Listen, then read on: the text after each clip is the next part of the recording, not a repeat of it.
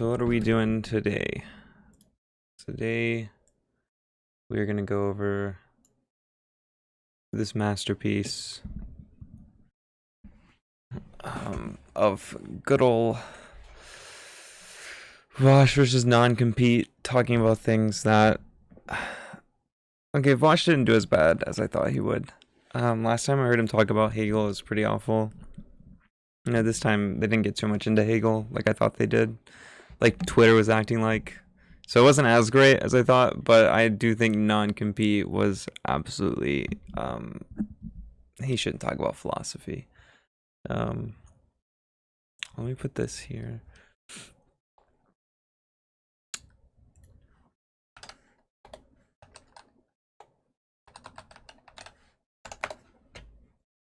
Okay. Justin Edwards, what's up, buddy?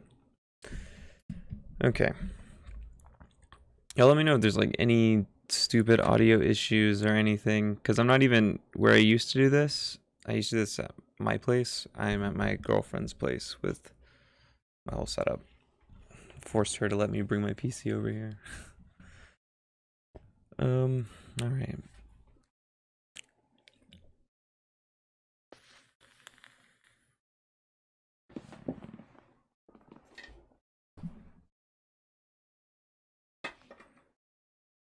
Okay, this should be fun.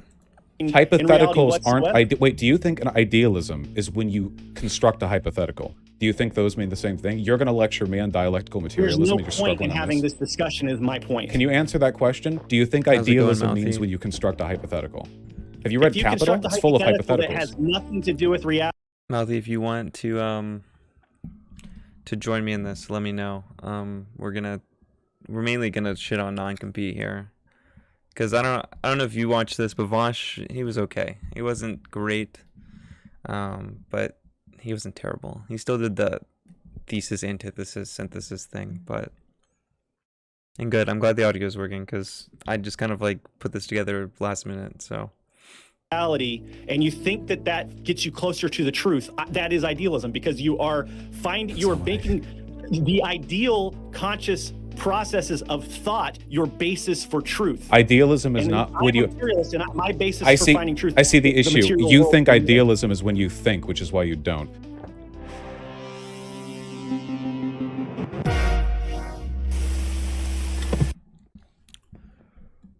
Yeah. Okay. All right. So, yeah. Thank you for agreeing to talk to me. I want to set this up by saying there is overlap between our audiences, and some of the people who watch your stream and watch mine have told me that I should reach out to you and talk to you, and they said you would be reasonable. I don't watch a ton of your content. I watch Non-Compete stuff, and I'm actually really, really, really sad that he has as big of a following as he does, and people like my boy Mouthy Infidel isn't as big as Non-Compete, because Non-Compete's really bad. I watched a lot of Non-Compete when I went through my dumb anarchity phase, about his anarchist cops and how anarchy would look, and it's real bad. How's it going, Alexandria? I've missed you. I'm glad you're back. So I'm taking their word for it, and I want to talk to you in good faith, and I know that there has been what some might consider drama or beef going on between you, me, and Luna, and some other people developing for some time. So I just want to address that and give you the opportunity to respond to some questions and things like that. So does that all sound like what we kind of agreed to in the emails? Yeah, my pleasure. No, this is a bit of a novelty for me. Normally when people disagree with me, they sort of just take shots on Twitter. I actually have a lot of respect for people who like hashing it out. Whatever my reputation might precede, I do actually enjoy just calmly talking about disagreements, But yeah, hit me up. You sent me an email the other day, and some people in chat were complaining like you put out a video shit talking me. But in the email, to your credit, you did say, hey, I'm going to put this video out, so don't interpret this as some kind of like sneaky, So yeah, I don't think they have anything to complain about. Yeah, and then also, people have differences about what's appropriate and what's not. One of the reasons I put the video out before the conversation was because I wanted to kind of formulate my thoughts and have some sort of basis to speak on. So Oh no, non-compete better watch out. He's having thoughts. He might fall into an idealism, guys. I do want to try to get your. Yeah, I want to give you an opportunity to respond to some of the things I said. I doubt you've had time to watch it because it was a very long video, and it's only been like maybe 11 hours since I uploaded it. So no, I'm afraid I have not. I saw some people in my community reacting to it. Some liked it, some didn't. I'm known for having a disagreeable community, so I guess I'll see when I see. Wait a minute. Let me just. Okay, so all right, so yeah, I think we're all on the same page about The that ninth stuff. grader So has the more meta reading discussion, I guess, is out of the comprehension way. than We can talk American about the real. Johnson. Yeah, probably. The way he talks about Marx and Engels later is really, really weird. He seems like one of those dudes who probably read like one part of a Wikipedia about Marx or Engels and then heard a bunch of stuff from Twitter and took that as what Marx and Engels actually said instead of, daring to read maybe like a page of anything Marx wrote. He even quotes later socialism scientific versus utopian or whatever. And I think maybe he needs to go back and read that again because he tries to say that. We'll get to it later. It's all ridiculous. He hasn't read much. I mean, that's not a real good insult against non-compete because we all know that Vaush doesn't read either. So they're both at fault for this. And this is why I am putting myself through pain.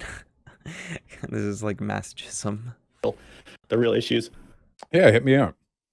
Okay, so there's three things, and I told you in the email, like three things I really wanted to kind of talk about. And the first thing is about, and I don't expect this to be a very long discussion, the first part. I wanted to just talk about the responsibility that we have as creators that have a large platform, right? So like, you and I both have pretty large platforms. I've got like over 100,000 subscribers on YouTube. You have, I don't know, what are you up to now? You're pretty big. It's like 360, 370, somewhere there, I think.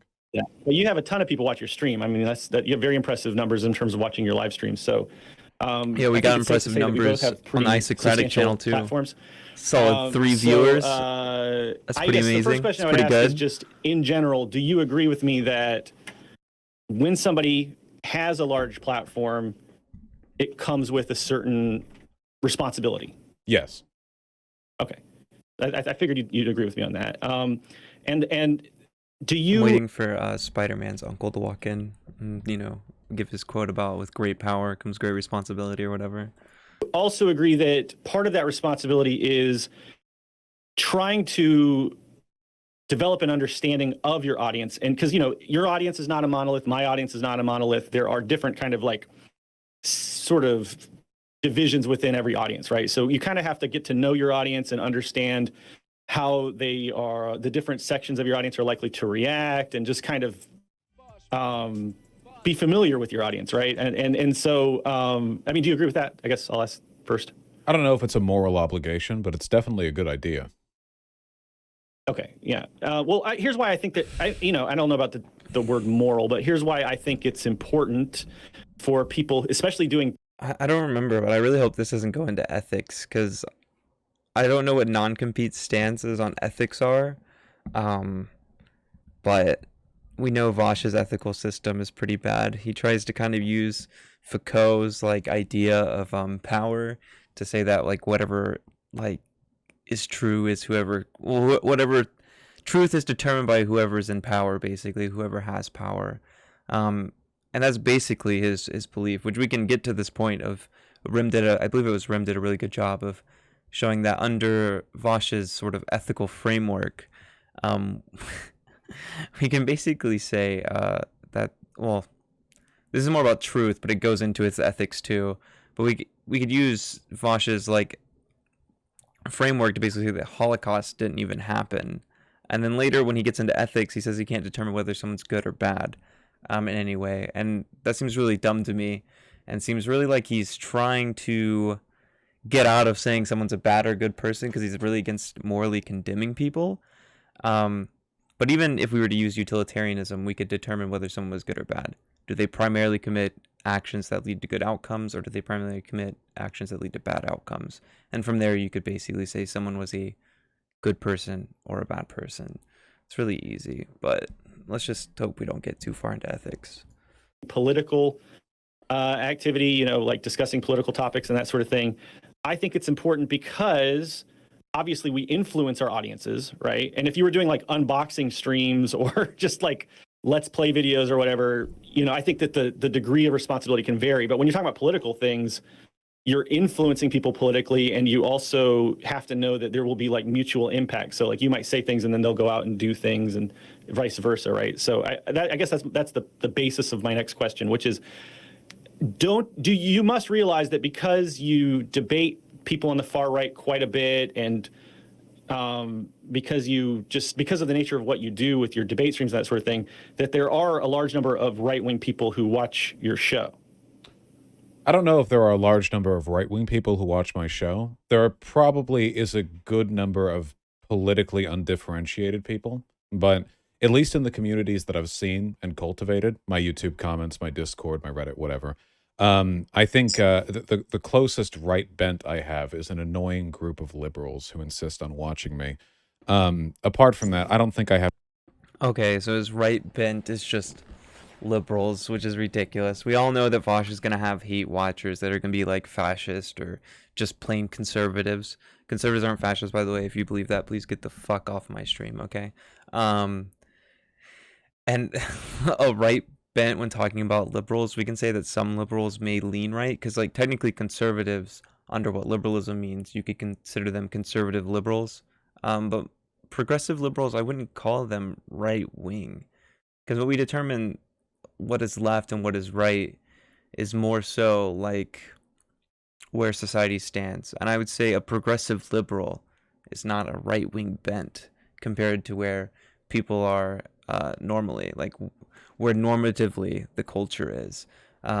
So we're already going to just go after progressive liberals and call them right-wing. That's just ridiculous. Have many hard right followers. Okay, yeah, and I'm not. I don't want to use any like loaded terms like audience or followers or community. I just think that it stands to reason that if you're regularly having discussions with people on the far right, there will be some overlap between your audiences. Some of them are going to come over and like hate watch you. You know, like I even get hate watchers on my channel, so I know there's an element of that. But yeah, I guess my point is, if you know that there are right wingers. Even if it's in law of large numbers, you have thousands of people that watch your stream. So even if it's like a small percentage of your audience, that's still going to mean there's like maybe really hundreds of people. But I figure there's some comments I could make watching. That's possible. Do this. I don't want to debate about little bit of area of them talking. There's some points that I remember that I wanted to go over, but the good stuff will come when we start talking about idealism and materialism. The numbers or whatever. But I guess okay. So I'm going to move on to the next point of my platform here, and then I'll let you just totally respond to my point, because I'm almost done making my point. Mm-hmm. So if you have, if it's true that there are any right wingers watching you, that's one thing. And then another way to know, I guess, a metric of whether you have right wingers or not is how people engage after you've done something, right? So like if I make a video, I'm going to try to gauge the outcomes. I'm going to try to watch what people are saying on social media about it. I'm going to go to Reddit and check that out. I'm going to check the comments on my channel or whatever. And so what now that's beta behavior, okay? You just put something out there and you don't look at it. You just let people react however you want. You just act like you don't know what people are saying, okay? That's the real Sigma move. Noticed, and a lot of people have noticed, is a pattern where whenever you talk about somebody who is, shall we say, marginalized, you know, black or trans or person of color or what have you, that there's a tendency for those people to receive a lot of kind of like after effect. Warna, don't you know that idealism is when you think? All idealism is thought. Come on. You got to know that. You got to know her really well, because you got to think, right? So you're doing an idealism right now, because I bet you had to think to send that comment into chat. So you're committing idealism. Collateral damage in terms of harassment, threats, and other kinds of, like, you know, disturbing attacks like that. Now, I've seen it happen with Luna because I'm married to her. We spend all of our time together. I monitor, I help her administrate her comments and that sort of thing. And I also know other people who have shown me similar results, you know. So I guess my first question is, are you aware of that, or would you deny that that's something that happens? I think I'd mostly deny it. You know, there's a whole narrative about my community harassing people, but in spite of nearly 3 years of trying to track down the people actually doing this, I've yet to be provided a single piece of evidence of it actually happening. Usually the initial... Oh, come on. You've never seen any of your audience ever go out and harass people. That's part of the course of being a content creator. You're going to have someone in your audience go out and harass someone. To act like that's never happened cannot be true. Like, whatsoever. claim is some very severe, Vaush community, harassing, like really bad stuff, right? But then I get some screenshots, and it's usually people just being kind of mean, which I'm fine with. I don't have a problem with people being mean to people I don't like. Also, not to like roast Vaush even more, but he's completely taken Destiny's defense of his community, yet won't accept that defense when Destiny is being talked about, when Destiny's talking about his community. Like, this is the exact same defense that Destiny gives, except for he'll admit that there are people, and when those people are there, he gets rid of them, but they don't seem to be like a big issue. And Vaush is making this exact same defense about his community, that he doesn't think that's a good response to, like, when Destiny uses it. So it seems a little like hypocritical here. Like, I guess it's possible that this happens. It's just not something that I've been provided substantive evidence of. If it can be provided, I'll ban those people from my community. But yeah, outside of that, I don't think it's I just don't think it's that much of an issue. Okay. Like, I mean, it's literally the same thing. We'll take the precautions to ban anyone who does. This doesn't seem to be a big thing. And I think that's a fine defense. I just don't think Vaush can give that defense when he doesn't think that's a fine defense when it's applied to other people. Like, Destiny's the main example I can think of with how people think that DGG is some rabid fucking, Daliban going around harassing tons of people. I mean, if Vaush is getting the same accusations that Destiny gets in that term, but he doesn't see Destiny's defense as good enough, then how would this defense to him seem good enough anyway? But I don't think Vaush really gives a shit. Yeah. So, okay, I guess I'm not going to press it too much farther. I will say that, like, this is the kind of thing that it's kind of hard to litigate and substantiate, right? Because, like, so for instance, I can just tell you from my personal experience that, since I literally look at Luna's comments every single day on her YouTube channel, I kind of get an idea. Like, she does get racist comments every day. And that that's probably true, just because any person of color, black person on the internet that's putting themselves out there and talking about politics is going to receive that kind of thing. So she does get those kinds of comments every day. But every time you've done a video where you talked about her, suddenly there's like a big uptick in the number of those kinds of racists and just terrible kinds of disturbing comments. And the only other time I've ever... This is just going to happen anytime someone gets signal boosted, though. You're going to be seen by more people. You interact with someone who has more viewers than you, more people are going to find out your channel, wherever you stream, yada yada. More people are going to come there. You're going to get more good comments and you're going to get more bad comments just by getting more eyes on you, basically. So I mean, this is just going to happen when interacting with bigger, like, content creators. I don't really see this as necessarily being like a dunk on Vaush or a dunk on any content creator, like coming up here and saying, oh, I interacted with you, and after I interacted with you, I had an uptick in mean comments. It's like, sure, I bet you got an uptick in comments in general. So, okay. First seen that happen.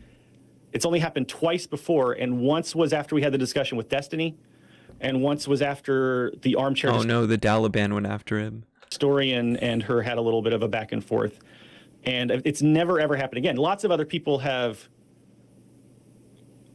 criticized Luna, but those are the only 3 examples. And so something tells me it's just here. I guess let me put it this way. My instinct is there's something going on there. And if you think that matters, I would encourage you to take it seriously and investigate it more on your own and see if you can find out more, and just keep that in the back of your mind, I guess, as you move forward when you talk about people who are vulnerable. Now, Luna and I are in our 30s and we have each other and we're stable, but and the reason I'm not trying to preach at you, but I know that you're aware that there are people out there who are more vulnerable. There are people who are younger. There are people who have mental instability and might be inclined towards self-harm and that sort of thing. So I guess I'm just saying, from one big content creator to the other, it's something that I do, is try to be careful about how I cultivate my audience. I try to identify the strengths and strengthen those, and I try to identify weaknesses and negate those as much as possible over time. So I'm not trying to preach at you, but that's something I wanted to make you aware of, that's something that I really don't think content creators are in control of their audience at all. I think this idea that content creators need to be fully responsible for the audience is ridiculous. I think you kind of just put out content and people just come and find it. And if they decide to be a part of your community, they do so. The most you can do is just ban people who you see harass people in your name, basically. Block them on everything, ban them from your stuff. But beyond that, you don't really have much control over your audience. What a lot of content creators need to realize is um, you're a product of the people who watch you. Like, these people are purchasing you as entertainment. You don't have any control, at least not much control over them. They have more control over you. The most you can do is just block the ones that you see harassing. Beyond that, there isn't much you can do. I guess you could try to influence to some degree, right? Like promote acting in a good way. But at the end of the day, there's not much you can do. They're going to do whatever they want anyway. So I've seen happening personally with Luna's audience. So Oh, I guess saw have that. nothing to say. I saw that tweet from Luna where she screenshotted some groypers quote tweeting her and said that they were sort of insinuated that that was a product of her mentioning or talking with me. I mean, I'm a large content creator. There are people who hate watch me. I also have. Oh wait, hold on. I'm getting some feedback from your end when I talk. Do you know what that might be? Did it just start, or has it been No, going on? it's been happening. It's like a sort of static and like a gain pitch kind of. Did that fix it at all? Let me see. Talk. Yeah, okay, wait, I think that did. Yeah, okay. Yeah, thank you. Okay, Yeah. sorry about I saw those screenshots. People are saying my voice is too loud in your stream. I don't know if that if I that's the probably case. just But fixed both problems simultaneously, I think so. Oh, okay. Well, there you go. Yeah, obviously, as a product of my size, beefing with me is going to cause a lot of engagement, and there might be negative consequences to that for like marginalized people because I'm broadly known on the right. I don't know if there's a way to directly attribute that to me. I know they're not my audience. I don't think I have a substantial groyper audience at my beck and call. I just don't know if Yeah, there's well, anything I can really do about that because at that point, it's not even about my community. It's just about the size of my channel and exposure given to people that I disagree with. And we're working off tenuous connections as well. I mean, it could very well be that even if I was perfectly responsible with all my engagement, merely the act of being signal boosted to the level that one is when they engage with me would then I mean, he's not wrong here, but the way he says that just sounds so like egotistical. The like when one engages with me, the signal boost they get is so extreme. Like, bro, calm down, calm down. increase the likelihood of that kind of negative attention. There's just, it feels like the link here is tenuous enough that I don't have a direct control over it, or really even an indirect control. The only solution would be, I think, to just not ever engage with, positively or negatively, any other figures who are marginalized, which probably wouldn't be good. That doesn't seem like a sustainable solution, I think. well, okay, there are a few things there. I guess I'll push back a little bit against. So the first thing would be, every time there's some things you can do. Every time I talk about somebody who I disagree with, who could be receiving that kind of, hate, like, I'm very careful to tell my audience, like, do not harass this person, blah blah blah. That will help with your actual audience, your community, the people that you actually like enjoy. But then also, I don't know.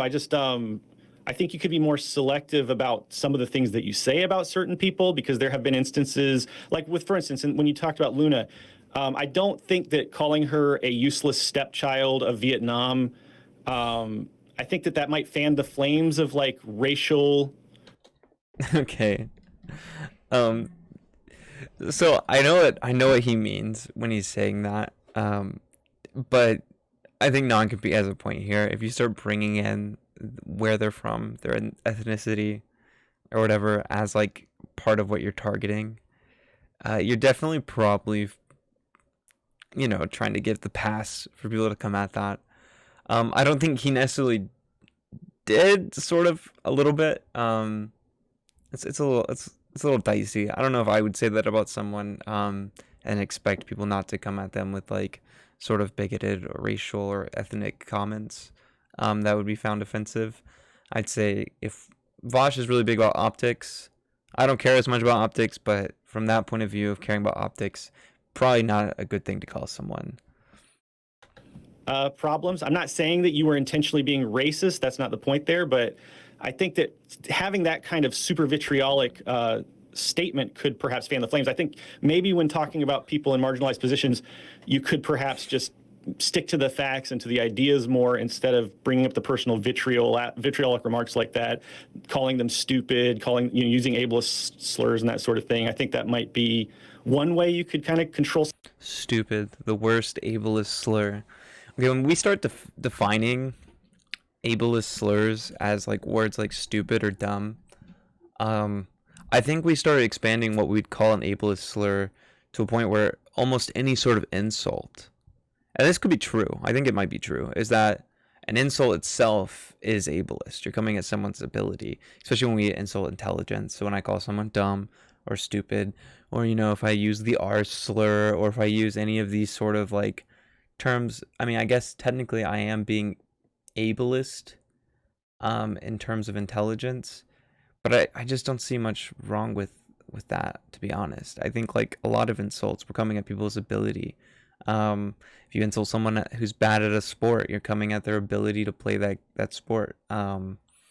Like it just seems like almost any insult we could give someone is either going to be like bigoted or they're going to be ableist. Obviously, we have to decide when something is too harsh that we don't want to use it anymore, right? Like I think most people have decided that saying the R slur is a bit too harsh.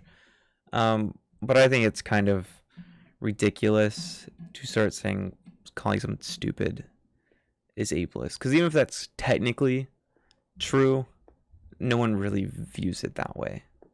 Some of that, do you like completely disown and denounce the people who have made racial comments about Luna since you made your stream about her? Oh, anyone who makes racist comments towards Luna is either not a part of my community, or if they are, should be removed from it.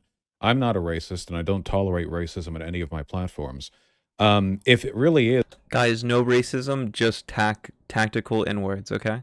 like hate followers who are watching or simply responding to an increase in visibility, though, nothing I say will change anything. I mean, I could have a positive interaction. In fact, I know this because I have had positive engagements with people, marginalized people, either race, gender, sexuality, who then got harassment after talking with me, not just from the rest of the left for deigning to talk with me, of course, but just as a product of being made visible, So if that is the group responsible predominantly for the real vitriol, I don't think there's anything I could do other than be silent. In terms of like harassment from my community, like the tone that I set, I'm okay with it. I'm generally quite mean to conservatives or people that I don't like. I think that's okay. I think that the vitriol is sort of an essential component. Okay, you don't think that when you said that Luna's a useless stepchild of Vietnam, that could, even if you didn't intend for it to have racial undertones, right? Because intention here doesn't matter. I think you'd agree with me. It's the outcomes that matter. You don't think that that's the kind of thing that can stoke racially charged responses from people or encourage. You can get that from criticizing China too, right? Like I hate China, but if you talk about that long enough, folks who are actually racist are going to catch on. You can only talk so about much how you you can do hate about China that. without calling somebody a useless stepchild of China, for instance. Well, I mean, like if that's they were a say Chinese, if they were a Chinese what does that nationalist, even mean, a useless stepchild of Vietnam? I don't really understand what you were trying to say there. oh, I don't know. I threw out probably like 100 or 200 insults. I don't even remember the one you're saying right now. I'm sure. I mean, okay, this is if you can't explain what the insult is and you come at where someone's from, their nationality. Um, that's not good. That's not a good look, man. Like, you got to be able to have some sort of reasoning behind what you said if you don't want it to come off as bigoted. So yeah, optically, that's not good. So yeah, the fact context that of you How's it should going, remember what you Victor? said tells me you Yeah, weren't being we're gonna too talk careful when you about talked about. we're gonna talk about idealism when they start talking about that. It'll be good. Had a day off, so I figured this was the buzz. Idealism, materialism, and Hegel is my sort of thing, so seemed like it was worth setting everything up to talk about. Though I don't know when that starts even in this. We'll get there eventually. As an individual, like I maybe can't you remember forgot a little bit. every. I Is can't what I'm. remember every insult I deliver over a whole stream. I mean, that's hours every day I'd have to log. I don't have that much storage space in Yeah, my head. I don't know. I think you could be careful. I think you could be more careful about how you talk about Well, I other don't. people. But okay, What you've Brett, said there. I think this is going nowhere. So, Well, I do just you want have to anything say else you want to say about what this? you've said there, that doesn't cross my threshold for irresponsible treatment. I mean, obviously, and I'm not. This isn't an effort to poison the well. Obviously, you have a closer relationship with Luna than I do. That's kind of an I understatement, do I recognize think. that she's a person. Yeah, that's part Yeah, of being, right, right. Well, we're gonna have different perspectives on an acceptable level of vitriol towards people that you don't like. I guess the thing that always weirds me out a little bit is I'm very mean to conservatives on my channel. Nobody seems to mind that much. But then when there are people on the left who have ideas that I think are just as pernicious, all of a sudden, people, they get very up in arms about it. I don't understand the double standard personally. Okay, I'm just saying Vaush can't get mad at me for making this video where I'm gonna come at him about some of the things he said because of the statement, okay? So if I tag Vaush after I edit this and I put it up on YouTube and then and he's like pissed or something since he follows me and he unfollows me because he's mad at me, we'll just know that he didn't stick to this, okay? Because I'm critiquing his ideas, okay? That's what we're doing. Ideas only. I think that I it's. can't speak to that because I don't have enough insight into or optics into that. So What do you think it's I just okay know that, if I was? I'm just asking because I just want to yeah, know if it's a broad opposition or if there's kind of like a specific favoritism here. If I was doing a video on like I don't know Ben Shapiro and I was just throwing them out there, all the insults, nothing anti-Semitic or whatever, but just insults. Do you think there's an issue with that vitriol, or do you think that's a fine thing if to it's do? motivated by things like race and or being trans or whatever, then of course there's a problem. Even if, like, for instance, like, like if there's if you're debating a conservative who was gay, and then you made some kind of comment that could be construed as referencing their sexuality. I'm not saying you did that. I'm speaking hypothetically. And then that person got harassed for being gay, even if they're Yeah, Vaush follows me for some reason, and so does Shoe on Head, which is funny since both of them have beefed with Mouthy. I don't know how that happened, but it's kind of funny. conservative. I certainly wouldn't say that that's acceptable. You know what I'm saying? And I think that I'm saying you. I'm just saying the hypothetical you. A person who did that would have to take responsibility for the role that they played in that. And I Hold think on. that when you're What? throwing out insults, you need to be thinking about the potential ripple effects that the words you use can have when you're talking Yeah, to thousands sure. of people. Well, I think the ripple effect is, I suppose I dislike her, and I'm okay with people in my audience disliking her. But if the racial comments, like the racism, is really coming from like the Groyper hate followers, I just don't think there's a relationship between the language that I use, this language at least, which is I don't think racialized, and the outcomes. Hold on, somebody linked the stepchild thing. I just want to hear it. It's 6 seconds. 1 second. Yeah, the modern Vietnamese government has produced little fucking off stepchild bastard children like Luna Oi here. Yeah, the modern Vietnamese government has produced. Oh yeah, it's a comment on Vietnamese education producing like nationalist defenders. Yeah. So that would be like the stepchild That comment. sounds like such a post hoc What is the stepchild justification for connection his there? insult Well, to make like, it You know look that not as someone who's bad. older than you. I mean, I don't understand why you keep calling her a child, and it seems kind of like overly demeaning. I don't know what basis you have for that. I'm okay with being demeaning. With the stepchild Okay, thing, when I think of like, it was like the redheaded stepchild kind of thing, like the idea that like like a bunch of like sort of children running around, it's like 20 of them, and you can remember the names of 16 or so. I think it's a salient critique of the way governments will sort of indoctrinate their Did you confusion. not have Salient. made That that insult point? was a You know, salient knowing what you critique, know and guys. knowing and conscious of the way Salient. that certain people that watch your show, Absolutely salient. could you just not have made that point with a little bit less personal vitriol? I guess I just don't understand the. I don't. But I'm understand. okay Like, with the I talk to people all vitriol. the time that I don't like, but I don't make weird comments about them like that. I'm that okay could be with the construed in- vitriol. Also, to be fair, I'm pretty sure Luna's been quite vitriolic to me for a while. Not Luna to say doesn't it's talk not. about you for months on end until you decide to do another stream about her. That's something I can tell you for sure. Oh, sure. Not to say it's And not she doesn't just go mutual. around talking about you all the time. It's always in self-defense. I mean, I have to say that Is I've it? been Wait. very keyed in on that. I think there was at least one time she started something, but it doesn't matter. I'm not. This isn't like a who started it type thing. I'm just saying that I think the vitriol certainly is mutual. I don't see an issue with being vitriolic. It's fine. If anything, I'm working on maybe trying to be a little more vitriolic. I feel like the left online gives way too much of a pass to certain types of. Look, this is my sum of this, okay? Non-compete, he's being a little baby, okay? You're on the internet, people are gonna be mean. Get some tough skin, or don't be on the internet. It's that easy. If you're gonna be in internet politics, you're gonna have people be mean to you. That's just part of it. You can go look at my videos and you can just see like what the one I did, the Bad Faith podcast, is full of people calling me an idiot. People saying that I still live with my parents, whatever, white man, whatever the fuck ever, okay? And there's a bunch of them. If you're gonna do politics online, you're gonna have people be mean to you, and especially if you engage with bigger people who disagree with you. You're gonna receive hate. That's part of the game. Either get used to it or get out. Really. And then for Vaush, I mean, like, he could have been a little bit more careful with his insults. Probably knew how to justify them before having to watch a video of it and then post talk justify it. If you're gonna give an insult towards someone, it'd be good to know what you meant by the insult, etc. Like if I call someone stupid, I know what I'm calling them stupid on.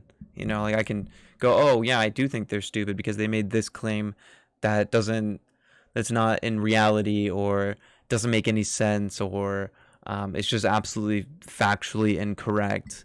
Something along those lines. So I think if you're gonna insult someone, you should be able to justify your insult.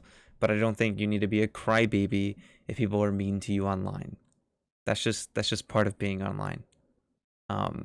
Since I've been in internet politics, even before getting to where I am now with my certain positions, I dealt with that all the time, and I still would deal with it.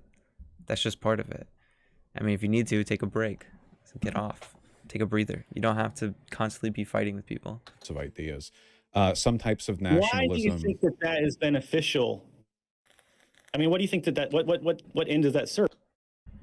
Vaush had made some salient points in his defense. It's clear non-compete lacks the sociological perspective to see the utility in Vaush calling his wife a useless stepchild of Vietnam. True, there's a lot of utility in that insult. Honestly, we can take a real nice sociological, anthropological analysis from that insult on Vietnam itself. We just need to really understand the material conditions. But yeah, I think it's an overall salient point. 100%.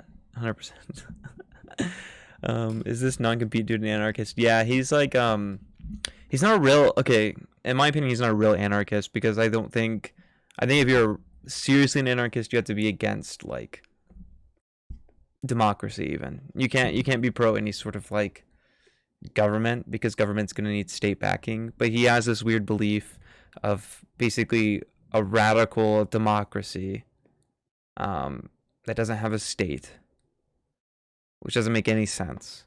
But you can basically just say he's a radical Democrat. I wouldn't necessarily call him an anarchist and say the Malatesta sense. It's like just a radical Democrat who believes we should democratize everything. If you want to, you can watch Destiny and him had a debate. I listened to it not too long ago. And there's some good questions I think Destiny asked, like saying like, well, okay, what if this one commune, the majority of people are racist, and they decide they want to enslave black people? And his way to refute that is like, well, they could have a second council and build dual power, but like there's nothing backing that. At the end of the day, those people, if they wanted to enslave them, would have the power to do so, because there's no state to protect those people. Yeah, it's really bad. But isocratic, state doesn't equal government. Okay, anyone who says that, look, you're right. You're technically right. Okay, government is who fills the roles of the state. okay, and like the organization of the state. At the end of the day, though, every government has to be backed by a state, or it doesn't do anything. It's just a bunch of people coming to some meeting, talking about things, and leaving, and nothing happening.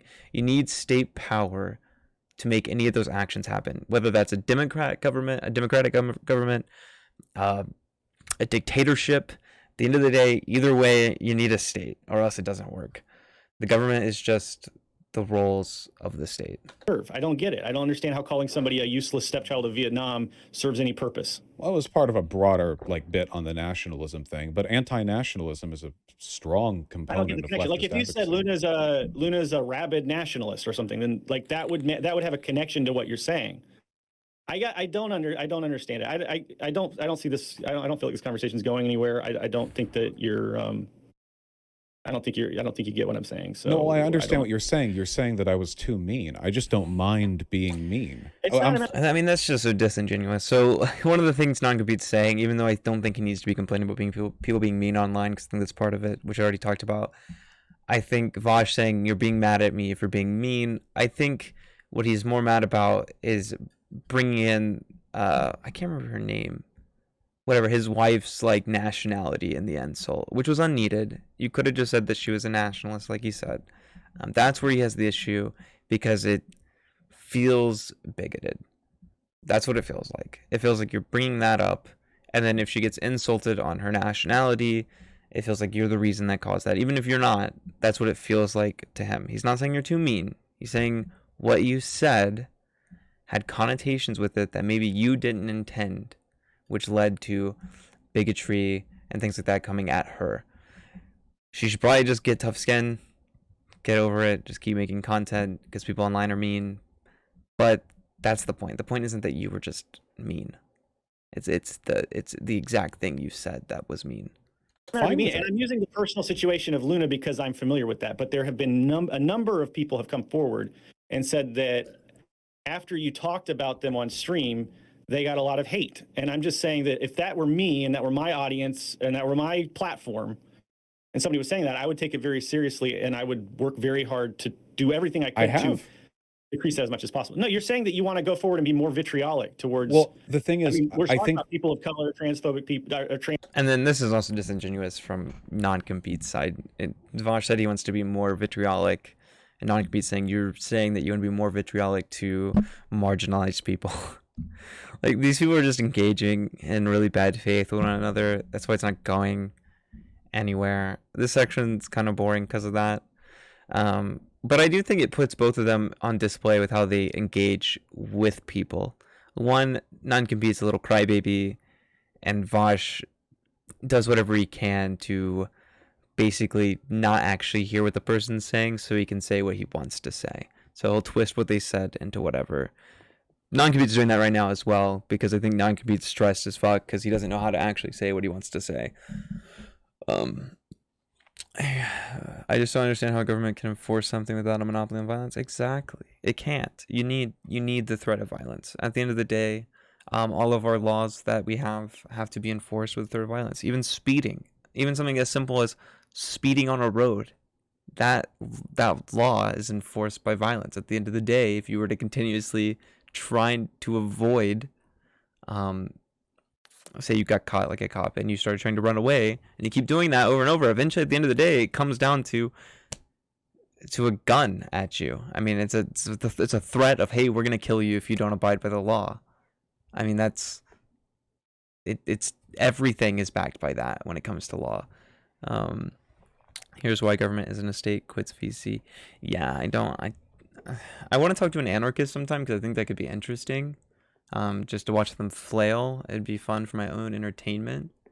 So maybe I'll hit up Non-Compete. Wow, you think people literally can't do anything without the state enforcing them? LOL. Yeah, I mean, exactly. I don't get when people say that. It's like, no, I think people will like do things, right? I know you're mocking them, so I'm not coming at you, but I know that people can do things without a state, but you can't ensure things happen without a state. So if we have a democratic government, we vote to say have universal health care through the government. Well, who enforces the taxes to pay for that? Who enforces the different hospitals to go with that. If there's no state, no one has to do that. It doesn't have to be done. There's no reason people feel like it has to be done. And there's always going to be people who disagree with it, and those people are going to be the people who refuse to do it if you don't have a state to force them to do it.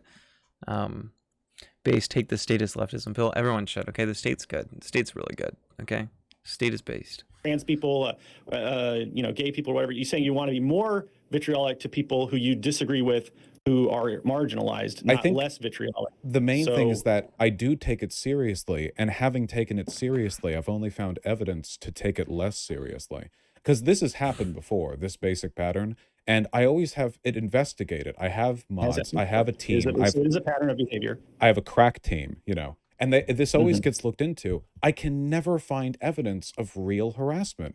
Either it's just people being mean to them, which again, I'm totally okay with. And I don't think that's... What do you consider violent? I mean, like, I don't know. I mean, this goes back to what I said earlier, where Vaush is taking Destiny's defense of his community, which Vaush doesn't seem as like a reasonable defense. Vaush will still cry about DGG, the Dalaban, or whatever, and this is the same response Destiny has, which Vaush doesn't believe is at all true. So I don't think Vaush can use this defense, because Non-Compete can just do the same thing Vaush does to Destiny and say, well, people keep saying it's happening, so it's happening. I think my theory is that a lot of content creators have a lot of people who are terrible in their audiences, and it's of no fault of their own. That's just part of like making content, is you're going to have people who are rude and want to harass people in your audiences. And we're seeing a collection of all these communities who have these people in their audience, and everyone sees them.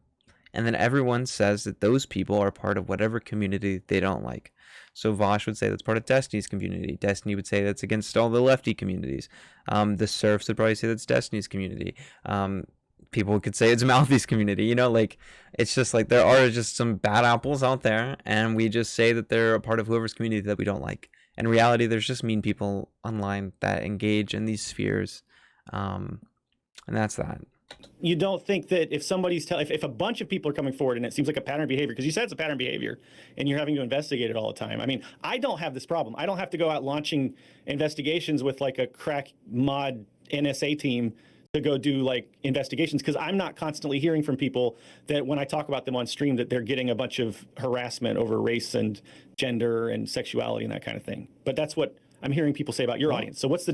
I don't know what the difference is between my. Wait, hold on. Somebody just linked a tweet where Luna is essentially calling me a pedophile. I think I'm okay with the mean. I usually try to proportion it to my dislike for people. I feel like I know Luna. the tweet you're talking about. Do you want to read the tweet and tell me exactly what it says? Vaush gets kicked off of platforms for saying cracker, but not for saying pedophilia can be good for children. Sick fucking world. Which is an exact quote that you said. No, it's not.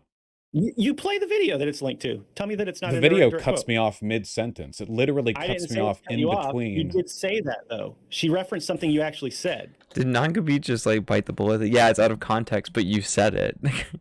It is possible. Hold on. You could defend yourself and say that was taken out of context or whatever, but she didn't call you a pedophile, and she was referencing something you actually said, which is a different situation than being vitriolic towards people for absolutely no reason. So do you think that signal boosting misinformation with the intent of sort of painting a person as a pedophile isn't like, it's interesting that you would take issue with saying a person's a stepchild of the country that they're from, but the idea...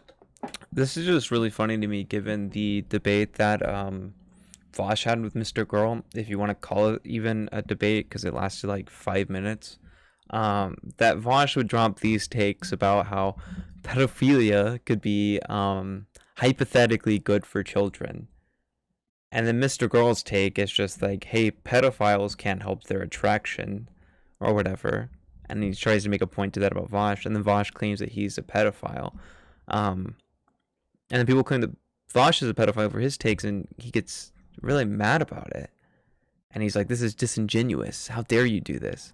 But then he does the same thing to people like Mr. Girl, who I think are making really good points about how, like, not necessarily that pedophiles should act on their, like, urges, but that they can't help those desires that they have. And that we should find ways to help those people. And not make them feel so terrible about themselves that they don't seek any sort of treatment. I don't know. It just seems a little like maybe there's a little bit of hypocrisy there, or a little bit of obvious shown of bad faith in the way that Vaush will interact with people, or maybe he's just really scared because of the times he has talked about pedophilia, him being called a pedophile, to ever engage with the topic again. I'm not 100% sure which one of it is, but none of those are good. Of like signal boosting, disingenuous, far right, pedo jacketing. That Non-compete is being so obviously disingenuous. It's fine. Yeah, I mean, he tried to say that Vaush was being more vitriolic to marginalized groups, which isn't true. He's defending the thing being out of context. He's like, even if it's out of context, you still said it. Like, like they're just at this point. I just feel like non-compete realized that he can't make a good argument, so he's grabbing at straws, and then it's almost like, Vaush is like a dog playing with like a toy, and he's just like trying to tear non-compete up in any way possible. Like, even being bad faith if he has to, doing whatever it takes to like just shit on him, pretty much. that was literally cut off mid-sentence isn't itself bad faith or disingenuous. Like, that's really weird to me. I don't understand. Is it like a perceived vulnerability thing because my community Well, is there is large? there is a power differential for one thing. That is true, but also that's not the only thing. The other thing is, she wasn't just talking about you. She was talking about the way platforms work. I think that you would agree that getting kicked off for saying cracker was ridiculous, right? Do you agree with that? Hey, okay, look, maybe people shouldn't be banned from saying cracker, but it was in the Twitch TOS. Okay, cracker is a slur. Okay, if you haven't taken the cracker as a slur pill, I think you need to think about what a slur is a little bit more. Okay. I would So agree there's like that private calling me a property going on there. pedophile is being vitriolic. I don't Nobody think calls there's you a any working pedophile. around She that. didn't call you a pedophile. She didn't call you a pedophile. Non-compete. Come on. Did it? She said that she thinks that what you Technically, she didn't call him a pedophile, but it's quite obvious her intention in that tweet was to say that he is being an advocate for basically pedophiles.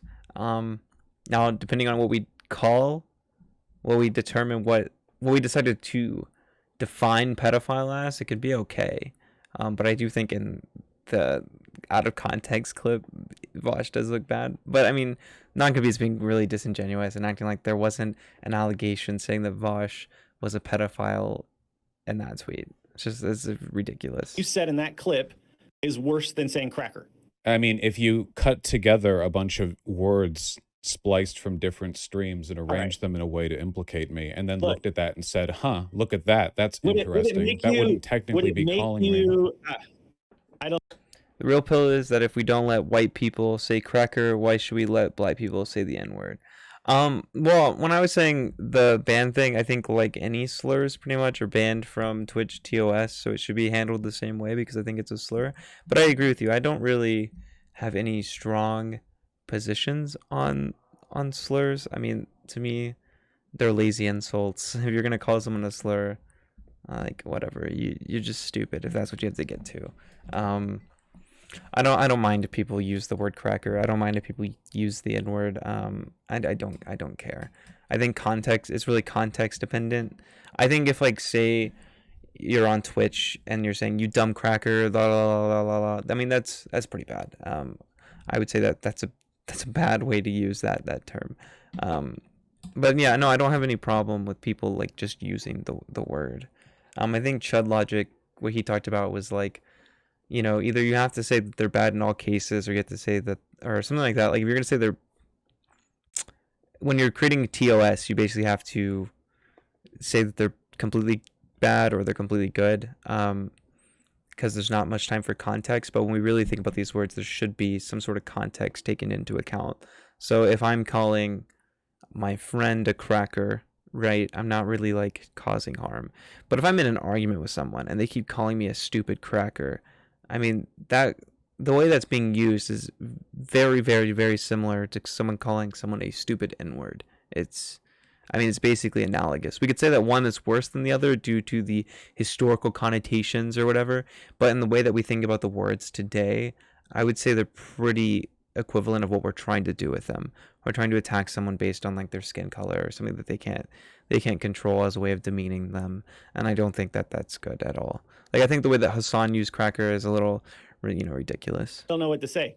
I can just tell you that there's a difference between quoting what somebody actually said in a specific context when you're commenting on a platform versus calling It's not somebody actually a quoting me, useless stepchild though. of Vietnam, It's not quoting which is me. really just an insult based on the fact that she's Vietnamese. That's the only tangible piece of evidence about her identity that you addressed, or even you didn't address her positions. You addressed like you didn't call her a nationalist. You called her a stepchild of Vietnam. I In hope a we're past this section, part soon. Hold I'm on. ready to get to the Hold on. idealism This stuff. would be a lot easier for you if you didn't form your opinions based exclusively off the Twitter clips.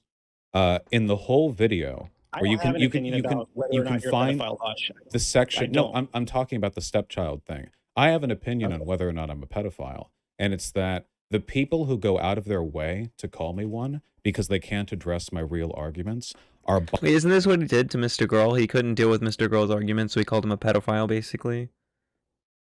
Okay, this is a Mr. Girl Stan account. All right, guys, we stan Mr. Girl on my stream. bottom feeding scum.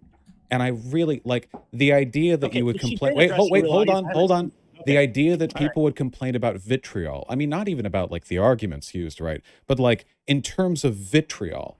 And what? Because I made a joke about her being a nationalist. Like, is stepchild like a slur now? This concerns me. I Stepchild of don't get it. Vietnam, you did mention her nationality, which Who is cares? I don't know her Yeah. ethnicity. I think she's a Vietnamese nationalist. Yes, stepchild of Vietnamese propagandizing education. Sure, yeah, it's fine. I don't even think that's particularly vitriolic. I'm pretty sure I said worse stuff. Okay. All right, we're really just going around in circles now. So I don't know. I have nothing else to say about this. Do you have anything else to say? Finally, No, I suppose that- not. move on to the good stuff, the juicy Okay. stuff, where I get to be a nerd. Do you want to talk about anything? I have a few other questions. I could Yeah, ask. well, there were three topics that you mentioned. Hold on, I didn't have the email up. Well, you said the first one was on targeting marginalized people, and the second one was a perceived lack of understanding of Luna's video and of dialectical materialism, and then the Oh, third boy. one was the dishonest rhetorical tricks I use in my discussions. And I'm happy to talk about either or both if you'd like. Okay. So I think that in your video, so specifically just focusing on the stream you had about Luna. Now because you said that, people that don't address your opinions, blah, blah, your actual positions.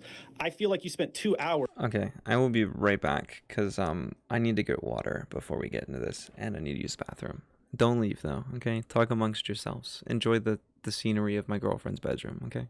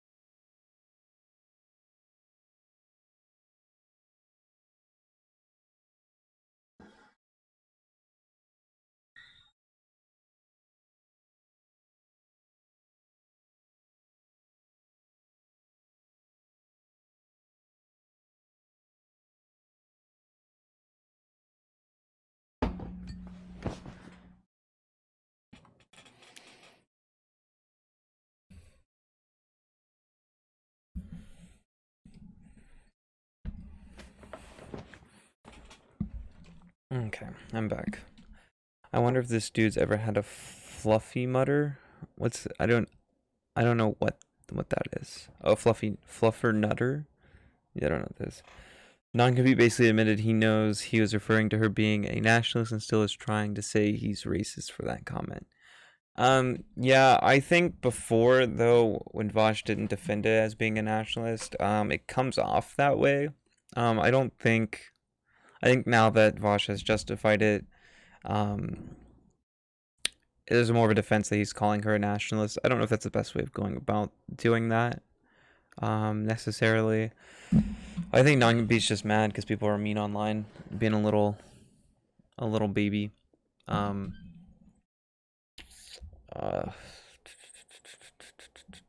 I think Vaush could have been, I guess, a little bit more careful or something. But it's whatever. All this is kind of pointless, to be honest. No, it doesn't know. What do I not know, Warna? Please explain it to me. You know, you call people that who don't address your actual positions bottom feeding scum. You spent And call 2 me hours. pedophiles. That's the part that bothers me the most. Categorically, Luna did not call you a pedophile. She said, she quoted something that you said, Wasn't and a quote. I do happen to agree. I don't think there's any situation where an adult can have a sexual relationship with a child, and it has a positive outcome. So if you had actually do seen disagree. the full bit that was clipped from, then I saw you the would full agree. You saw the full bit, not just the Twitter bit, but the full thing in which I was constructing your a logical rule foundation utility. was that there can be some situations where an adult and a child can have a positive outcomes. You didn't say. Anyway, it's totally immaterial. It's important. So in a consequentialist sense, you can easily construct a situation where essentially anything is fine. I'll ask you, just follow through with me 30 seconds, No, then I we'll don't. be done. I'm not an idealist. I'm not going to talk about hypotheticals that don't have any bearing on material reality. That is, wait, hold on. Hold on. I'm not Hold on. Wait. First of all, we're not talking hypothetical situations where adults can molest children and it has a positive outcome. You're the one talking. Wait, hold on. First of all, Marx was a philosopher. It's not idealism. Wait, no, hold on. Wait, you can't move away from this. Okay, hold on. I'm not letting you paint me like this and then run the fuck away. Wait, hold on. Wait, you have to stop talking for 1 second, okay? Hold on. So imagine, all right? Imagine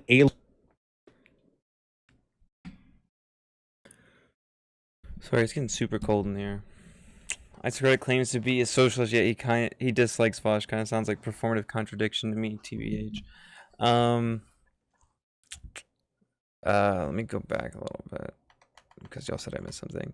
Look, I don't necessarily completely dislike Vaush. I just have a lot of issues with Vaush. Okay. I'm not missing it. Okay, guys, I'm going back. I promise. I'm just not getting those comments. I'm sure the stream is lagging. We're here. It's okay. Talk about hypotheticals that don't have any bearing on material reality. That is, wait, hold on. Wait, hold on. I'm not wait, hold on. Wait. First of all, Okay. Now because you said that people that don't address your opinions, blah, blah, your actual positions. I feel like you spent 2 hours.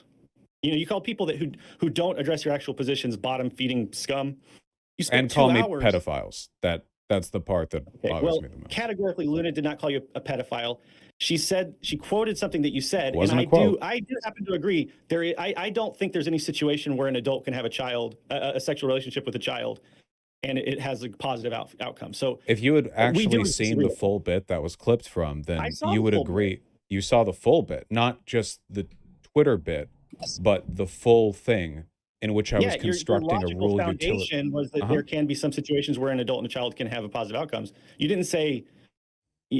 Anyway, it's totally immaterial. It's important. So in a consequentialist sense, you can easily construct a situation where essentially anything is fine.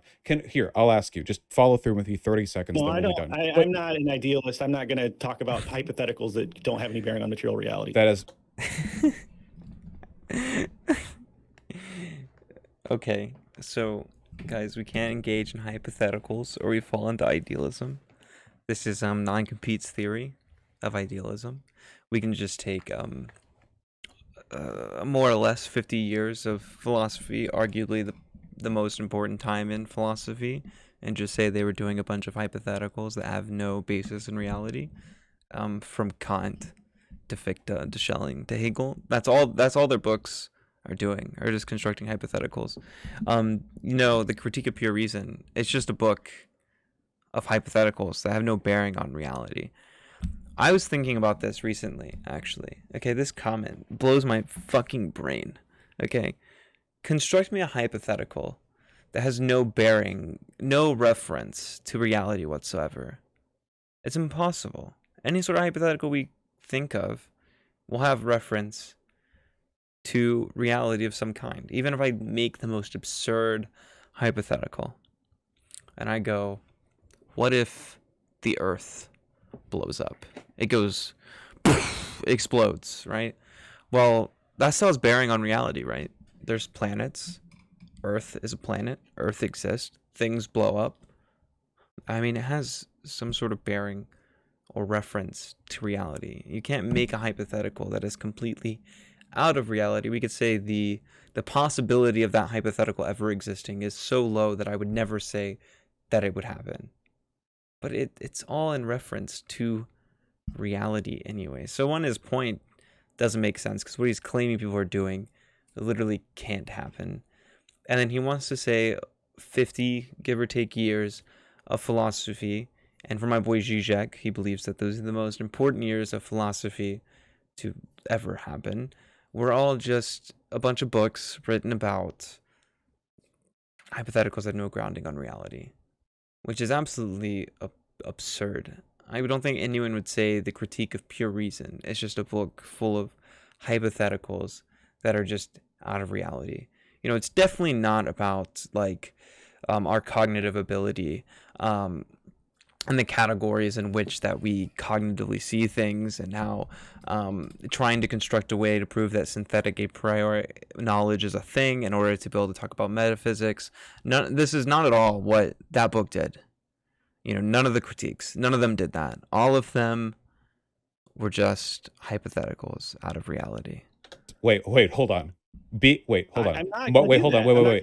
Wait. First of all, we're not talking hypothetical situations where adults can molest children and it has a positive outcome. You're the one talking. Wait, hold on. First of all, Marx was a philosopher. It's not idealism. Wait, no, hold on. Wait, you can't move away from this. Okay, hold on. I'm not letting you paint me like this and then run the fuck away. Wait, hold on. Wait, you have to stop talking for 1 second, okay? Hold on. So imagine, all right? Imagine aliens come down to Earth, and they say, "This is absolutely ridiculous, Vaush." You've lasted 6 seconds so far. Okay. Aliens. This is as hypothetical idealism as you can get. Aliens. Aliens are the epitome of idealism. Okay. When I crack open the phenomenon of spirit, okay, I'm reading about a hypothetical about fucking aliens. Okay, because it's apparently as idealist as we can get. Okay. Also, not to mention that even the idea of bringing aliens into a hypothetical is not necessarily having no reference to reality, knowing that there is a decent percent chance that there are aliens out there somewhere. Okay. When Twitter lefties talk about idealism, it's so confusing because to me, idealism is an epistemic metaphysic position, but the way it's used is like totally divorced from epistemology or metaphysics. Yeah, but they want to call everything idealism. Like if they don't agree with it, it's idealism. They don't understand that idealism is an actual philosophy that, you know, I know that y'all guys know this because you people are intelligent. I'm very proud of the people that I know. But obviously it started with Kant, who is bringing together the ideas of Leibniz and Hume, because he was trying to respond to Hume, because Hume brought causality into question and basically fucked up everything that Kant was into and the like sort of Leibnizian like sort of train of thought. And as he was constructing his refutation to Hume, he found problems with even the rationalist. And idealism, at least transcendental idealism, in Kant was created by trying to basically overcome Hume, and by doing so overcome Leibniz as well. Like it was sort of this merging point of the rationalist versus the empiricist. It's not like just I think, therefore idealism. I so love you. Please send me money for crack. I can't do that. Okay, I can't endorse your crack addiction. Like you're literally just like you're like a honeymoon virgin. You gotta last longer than 6 seconds. Just give me a second, okay? Did I not let you talk for a long time when you were establishing your premises? Come on. I'm not going to talk about hypotheticals with You you. don't have It's then not you something don't we agree then to you talk don't have about. to talk. I You said that I'm going to just talk have about to 3 things listen. with you. You just have to listen, okay? Now you can imagine a situation in which aliens come down to Earth and they say, "We're going to blow up the whole planet unless you kill this innocent kid." Now, in a consequentialist sense, killing that innocent kid, right? I know, right? So follow through. So in a This is consequentialist everything. in Okay. a consequential, I know, an inability to grasp philosophy is one of my biggest issues with Luna. It makes sense that it It's would apply to both of idealism. you. That's It's not what I. idealism. Okay, if Vaush has a problem with Luna being able to grasp philosophy, that's pretty bad because I have a problem with Vaush not being able to grasp philosophy. So that means Luna is like 2 steps down. Um, that's pretty awful. This philosophy and idealism aren't the same thing. Those don't mean the same thing. You can No, Wikipedia them. you're basing your entire. Okay, funny enough, okay, I was reading some things about Hegel because that's what I do on the SEP recently. And Hegel actually did make a claim that all philosophy is in part indebted to idealism. Like all of it is tied to idealism.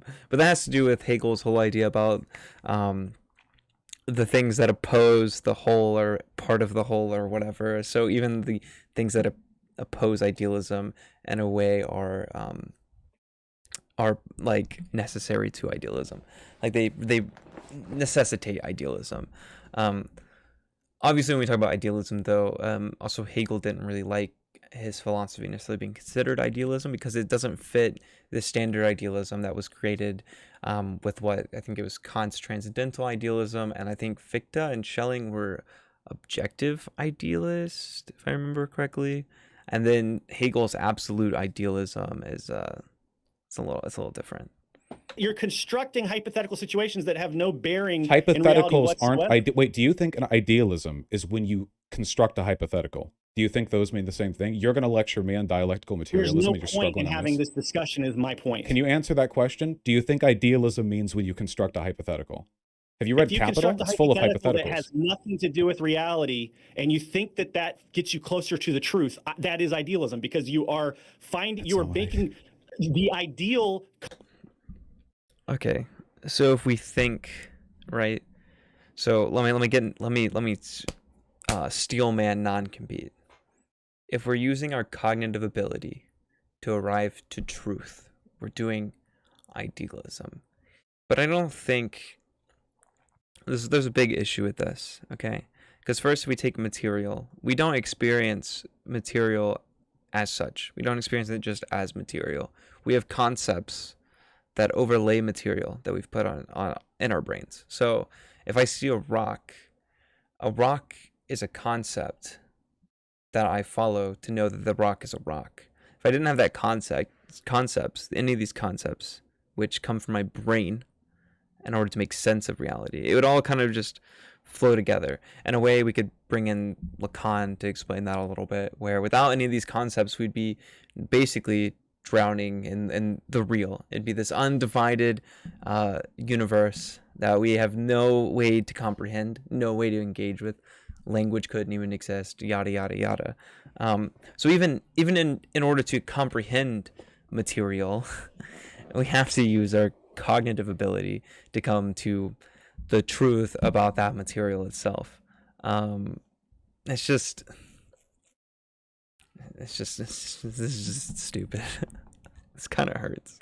Yeah, I agree. This hurts my brain, and not in a good way. Not in a way like, scrolling through or reading the books I like to read, like the Science of Logic, or reading a fucking whole encyclopedia on Zizek or something. But and the way that it makes my brain feel like I'm actually losing brain cells as I listen to Non-Compete try to tell me what idealism is.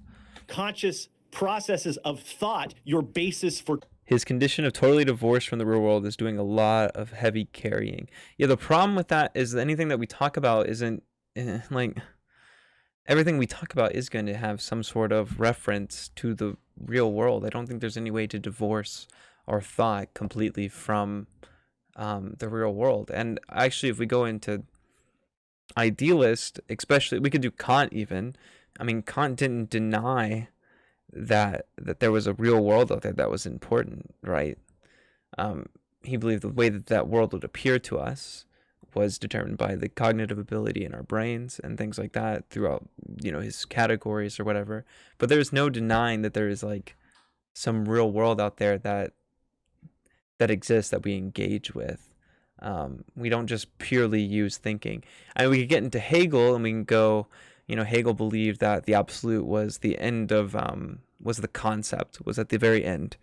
And that the world is moving in a way that dialectically, or should I use the word sublation, since no one seems to know what the word dialectically means, is being sublated over and over, right, through this process of thinking. Like the universe, in a way, is thinking itself into the concept. But even then, like, Hegel doesn't deny a material world in a way that people typically think of a material world. He just thinks it's going through this process of thought. The universe is thinking. All things are thinking, basically. Not in a panpsychist way, though. I don't really know how to explain this in a really simple way. But the universe is moving in a way to reach a concept, the concept of itself, by thinking through itself, for itself. For truth. Idealism is And not I'm when a you. materialist, and my basis I for see. finding truth. I see the is issue. material You world think being idealism is when you Say it in German. What is it? Aufhaben? Aufheben. That's it. There you go. think, which is why you don't. Something like that. Listen, if you No. read Das Oh. Kapital, No, okay, but- you'll actually find hypotheticals. They're actually kind of ubiquitous. Didn't Vaush like deny like reading though? Like, has he actually read Capital? Does anyone know? I don't feel like Vaush would read Capital, given his stance on like reading and stuff. Thank you, Victor. I tried to give a summary. It's kind of, it feels very difficult unless I wanted to give like a giant lecture and I got myself a whiteboard. And it's also, I've realized I had this struggle where I'll come to understand something, but I don't really know how to put it into terms to say it out loud. I don't know if that makes sense. Like I'll read about something and I'll get it and it'll be in my head, right? Like I'll understand it in my brain, like almost like in a really abstract sense, but I have no way of knowing how I'm supposed to put that into language to explain it to someone else. So I'm glad that also made some sort of sense. Why do you say Das Kapital into capital? Because that's like the pseudo-intellectual thing to do. Okay, you only say Das Kapital if you're trying to like show that you read Marx or something. Like you're trying to like what's the word? You're trying to I can't think of the fucking word. Words are leaving me right now. You're trying to just, I don't know, show that you've read it or something, even though you haven't. You're trying to make up for it. If he's read Capital, then I'm a successfully happy person. There's just no way. Yeah, I don't think he's read Capital. I think this is just him trying to come at non-compete. Because I think what happened here, this is my analysis, Vaush knows that non-compete doesn't know anything. And I think people do this all the time. He knows that he doesn't know anything. So what Vaush can do is he can stand in the position of knowing that thing and then demean non-compete for not knowing, even if Vaush doesn't know, because it's more obvious that non-compete doesn't know. So if I'm having an argument with someone, say, I don't fully know the topic, but I realize I know it better than them, I can go ahead and act like I know everything, because they're not going to be able to tell that I don't know everything about the topic anymore, because I'm aware that they don't know anything. Look, anyway, in They're that grounded in reality, though. They're grounded in actual things that happen. So just let's Pontificate. finish the point. We can move on if you let me talk for 10 seconds, okay? So in that situation, you could argue consequentially that the outcomes would be good to murder that innocent child because the earth doesn't get blown up. Then, because the Twitter bit cuts me off literally mid-sentence, you follow on from that point to talk about how a rule utilitarian could have a categorical opposition to the murder of children in spite of that. The whole argument was one against the predation of children, but far-right people like to clip me out of context because it's easier than debunking me. That's it. That was it. Okay. All right. That is idealism, though. That's not what Okay. idealism... Oh my god. Okay, I knew this was gonna be bad, but now I kind of want to talk to non-compete. How do I get in contact with non-compete? I want to give him a lesson.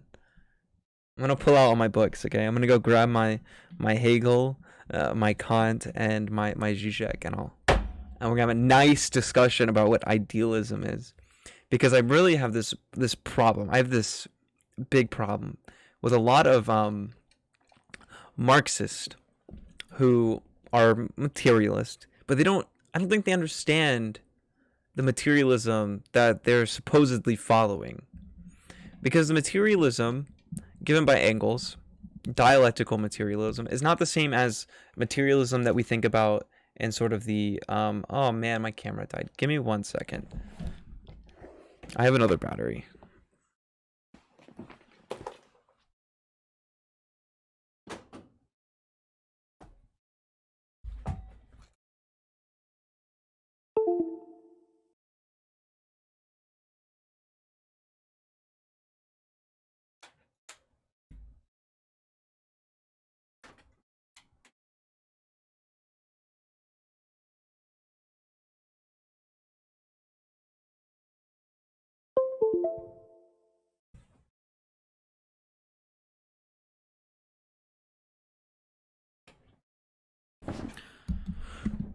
Okay.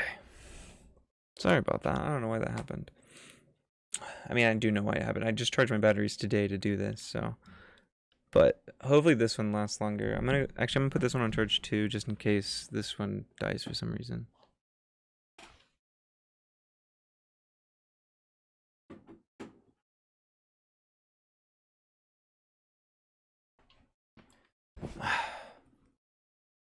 Man, right when I was about to go on my tirade about Marxists, damn.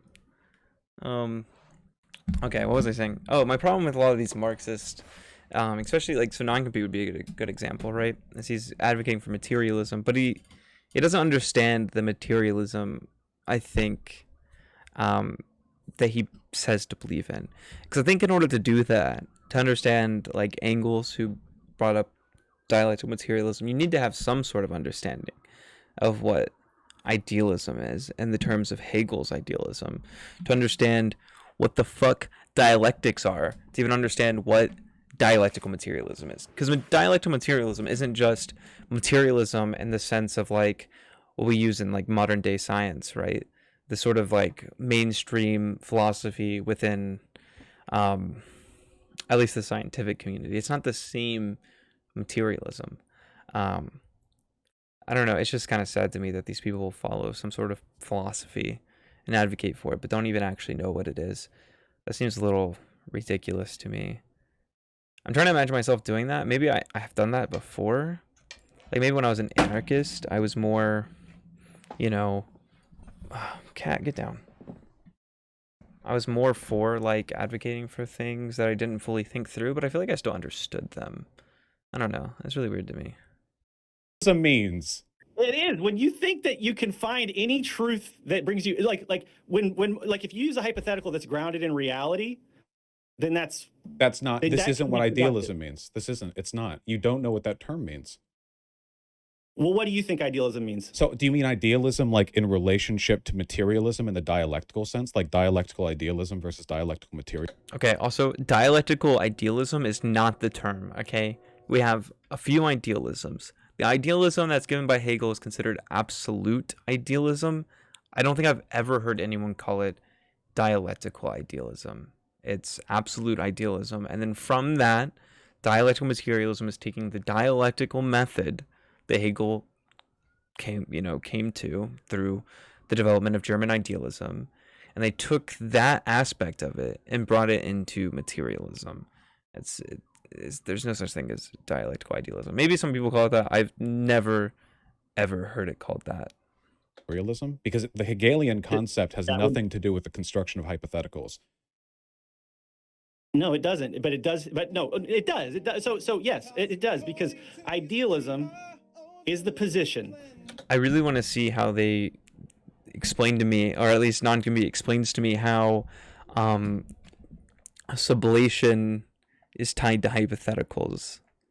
I don't see where the concept of sublation means that there can't be hypotheticals at all. That doesn't really make sense. That the basis for finding truth, and this actually does move towards what I wanted to talk to you about. So I'm fine with talking about this now, because I do think you misunderstand the difference between materialism and idealism. And I think you don't understand the relationship between Hegel and Marx and Engels. And I don't think that you understand. Is this just projection? I mean, I think he's right.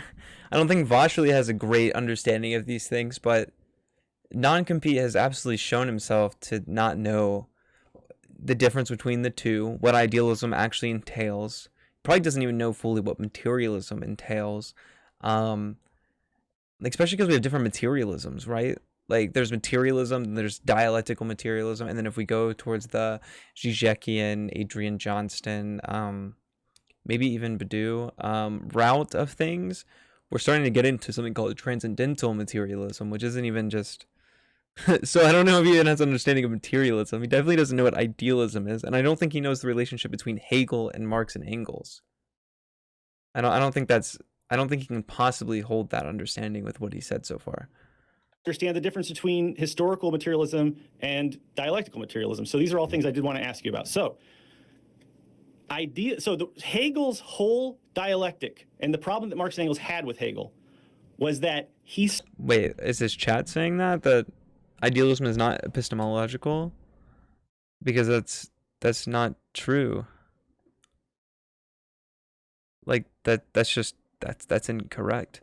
Now we can say that because there's two kind of idealism arguments. There's an epistemic idealist argument, and then there's a metaphysical one. And most idealists are using both those, but we can separate the two out a little bit.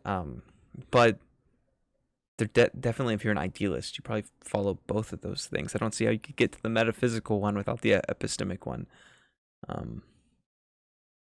Do people become immune to embarrassment when they become semi-large public figures? Being this out of depth in any recorded conversation would terrify me. I mean, that would terrify me. I mean, I even feel like I know a good amount with what I'm talking about right now. But even like now talking about this, I worry that I'm going to get something wrong. Even now, I'm trying to be cautious in what I say because I'm worried that maybe I have something wrong. So I don't know how these people talk as if they have absolute little Hegel meme, absolute knowledge on these topics. Even someone like me, who this is my preferred interest, doesn't even feel as confident as they seem to portray themselves as.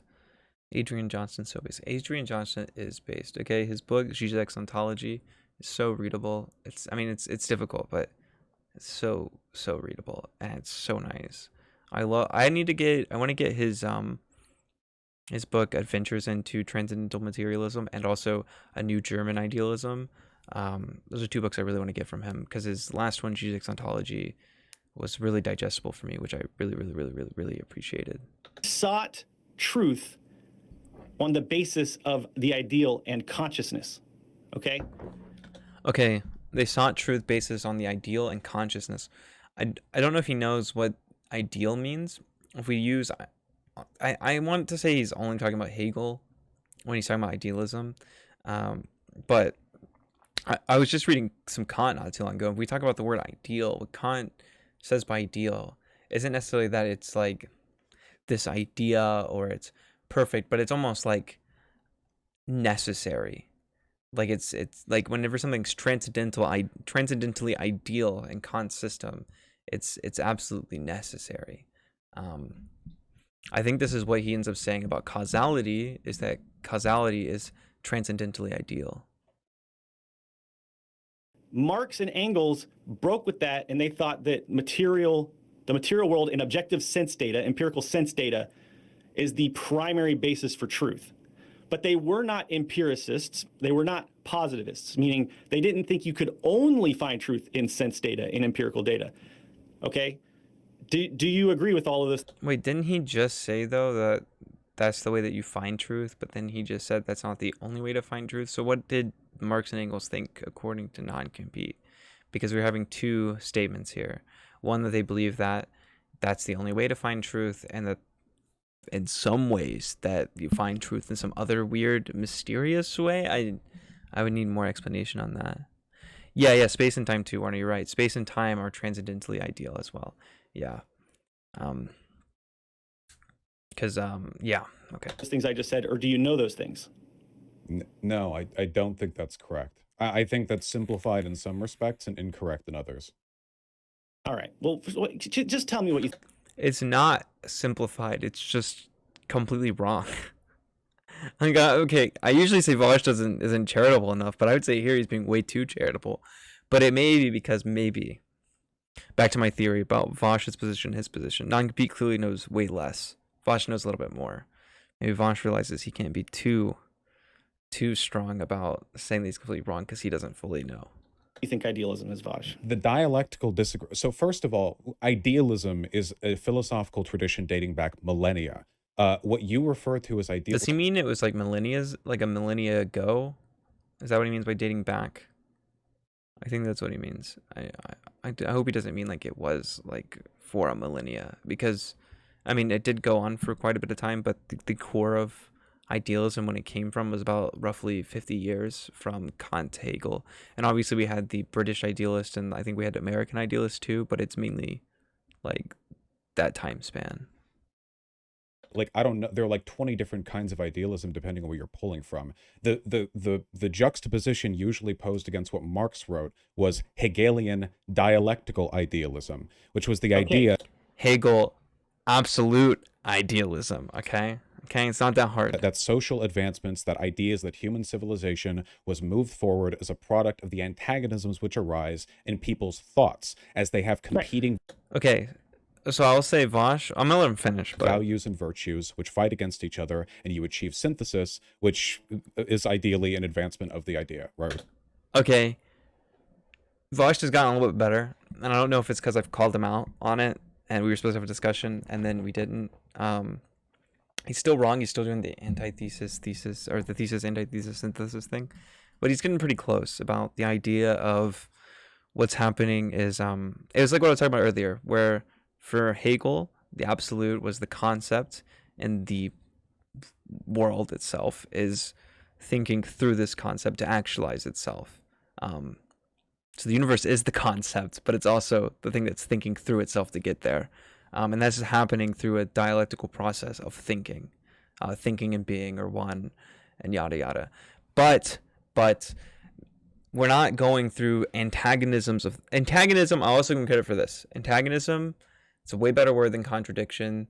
I agree with Zizek totally that contradiction gives off a sort of wrong meaning when we're talking about it. A lot of people think of like the law of non-contradiction. What we're talking about are two things that are antagonistic. They like almost like they're opposites, but not that they're opposites and they both can't exist, but that they're antagonistic to one another. So that's a lot better word. But the thing is, we aren't taking these two things and synthesizing them. We have one, okay? I'm doing the thing with my hands.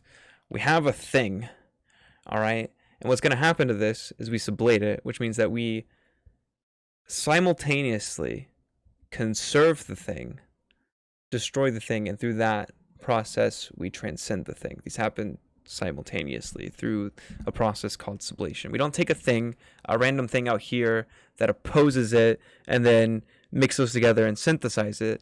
The reason why we can't think that way is if we wanted to explain it that way, which I get why. I can see the connection on why people think this is how it's normally taught at very low levels in college. I went through my girlfriend's philosophy stuff when she was in school not too long ago, and this is how they explained Hegel. And I can kind of see the connection there. But the problem with using this explanation of dialectics is I could say the current status quo of the U.S., saying the U.S. government, is justified dialectically because we have Democrats on one side, Republicans on one side that oppose, and then we synthesize them, and we have the U.S. government.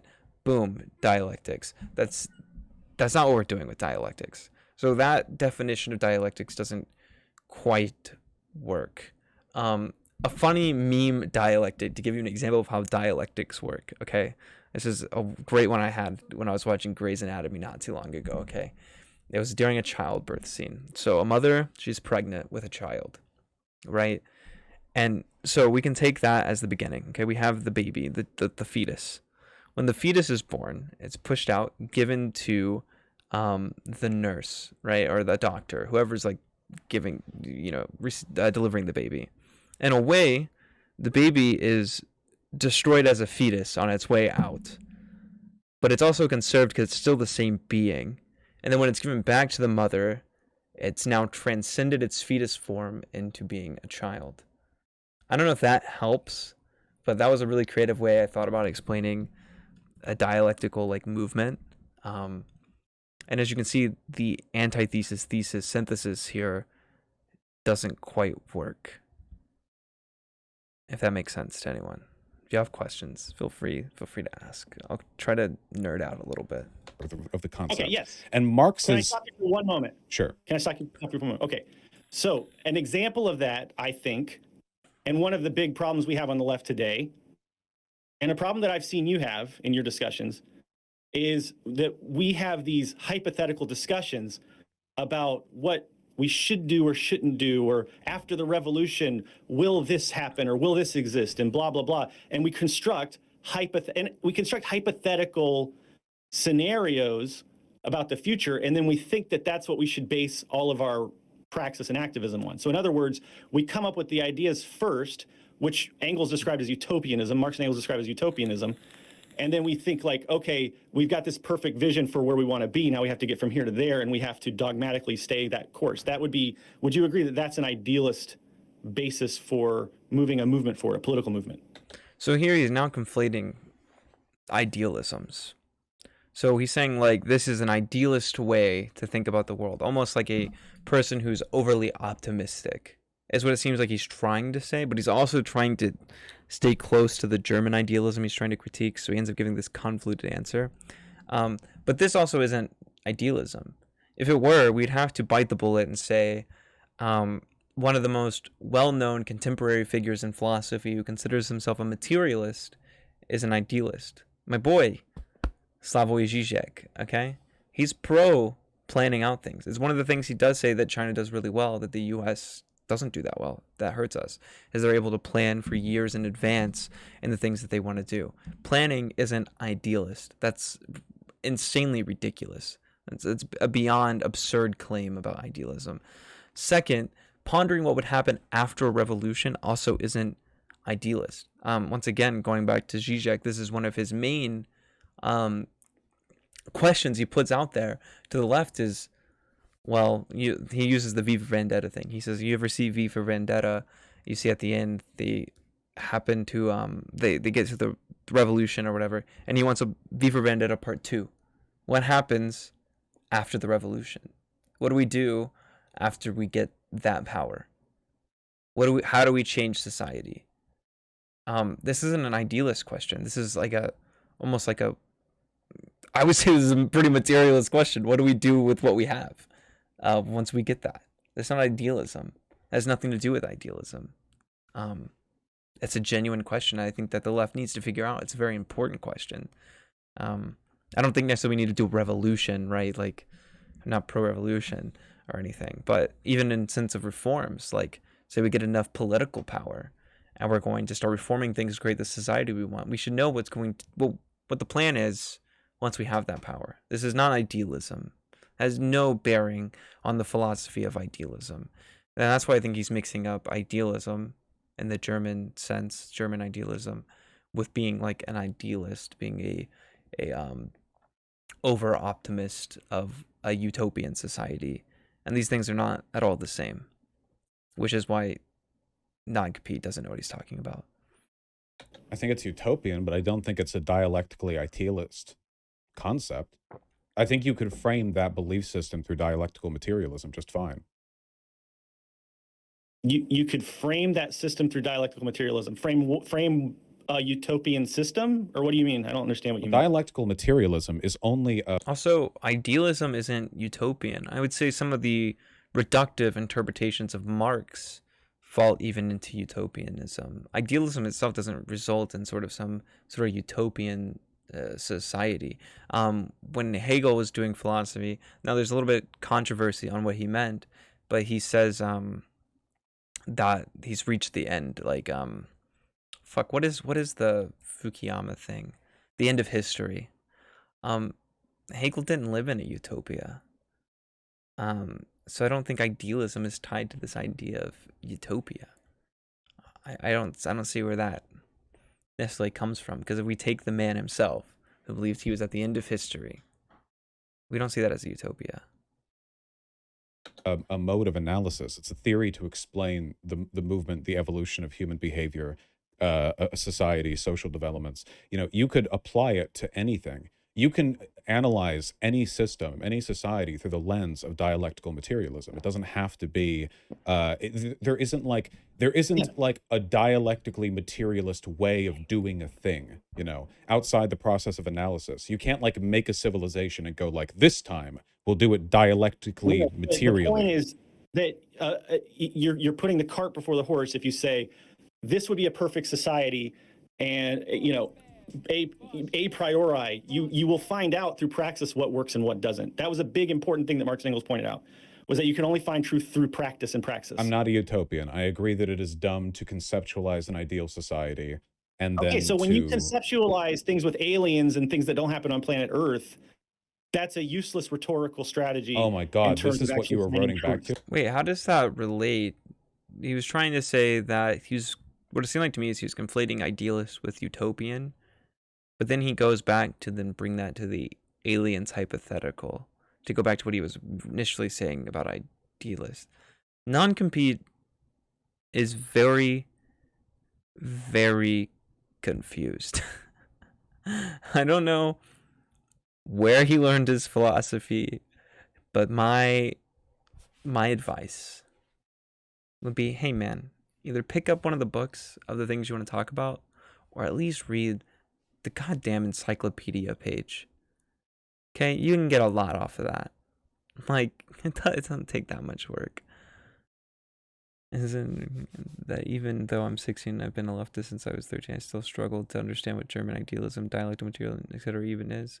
No, I think these are really hard concepts. I don't think it's a shame that you don't understand them. I think what's a shame is people who talk about as if they understand them when they don't, or at least don't have any true interest in knowing those things.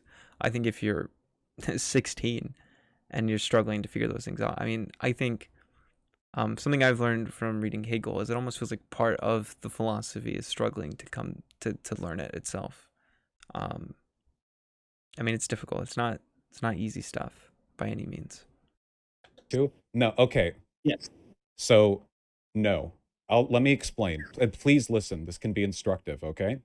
There is a massive difference between framing your pragmatic advocacy for a political system based on a utopian vision of a future that you don't have material conditions to account for, and the construction of a hypothetical to illustrate the dynamics of a moral system. If you read Capital, I promise you will find hypotheticals that are very outlandish. Hold on. Your whole thing, you believe that you can construct a moral... What hypotheticals in Capital are really outlandish? I mean, I'm not saying Marx doesn't use any. I'm trying to think of some that seem absolutely insane. Maybe I'm just too used to hypotheticals that none of them seem insanely outlandish to me or something. I don't know. I don't know what he's referencing there exactly. System where you can, before I didn't construct it. It's just rule utilitarianism. You can't. The material conditions determine what is morally acceptable and what's not. When the French resistance were blowing up Nazis, that was okay because of the material conditions they were in. Right? Do you agree with that? But it's not always okay to just go blow people up. No, like there are certain material conditions where it's acceptable and somewhere it's not. Those have nothing to do with each other. No, I'm not a moral relativist. Wait, do you think slavery was moral because back then people thought it was moral? That's exactly the opposite of what I'm saying. The material conditions of 16th century agriculture demanded the existence of slavery. Do you think that's moral then? Like, what? That's my point. Is that it has that I believe I am. Yeah, that's the only one I can think of. Warna is like when he's talking about different commodities. Like Lenin, fucking. When he's it's only thing I think about is when he's comparing commodities in like a hypothetical like scenario. That's about it. My morality stems from dialectical. Like, so let me put it this way. But dialectical materialism isn't a moral system. It's just an analysis of history. Those are okay. These are the people who criticize my philosophy, man. here's where you're wrong, because you are conflating empiricism and Dialectical materialism is, I would say, a metaphysical position. Now, we could probably derive some sort of ethical framework out of that, but if we're just talking about normative systems, I mean, basically what non-compete seems to be saying is that he's a moral relativist. And then Vaush is, a utilitarian or whatever, however he uses utilitarian. Positivism and determinism with dialectical materialism. Oh my god, also non-compete is just a dude who knows a bunch of big words, huh?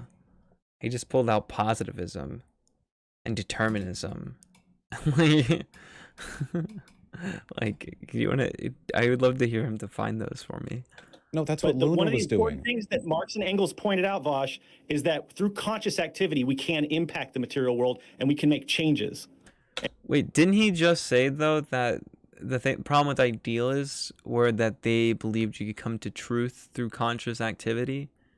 It seems like, if anything, by his definition of these two things, that materialism, dialectical materialism, requires idealism, if that's what he wants to define, idealism solely as, because we use concepts in our head to understand material. And if he's saying that's part of the process of dialectical materialism, and that idealism is just using that cognitive process to try to come to truth, it seems like his dialectical materialism in itself requires idealism. So then he couldn't be against idealism. To me, it just seems like non-compete is very philosophically confused and way overconfident. Isn't positivism just empiricism? Why do philosophers make the different terms for the same thing? They're related. I believe there is some sort of like slight difference. I'm not 100% sure. I haven't really got into positivism.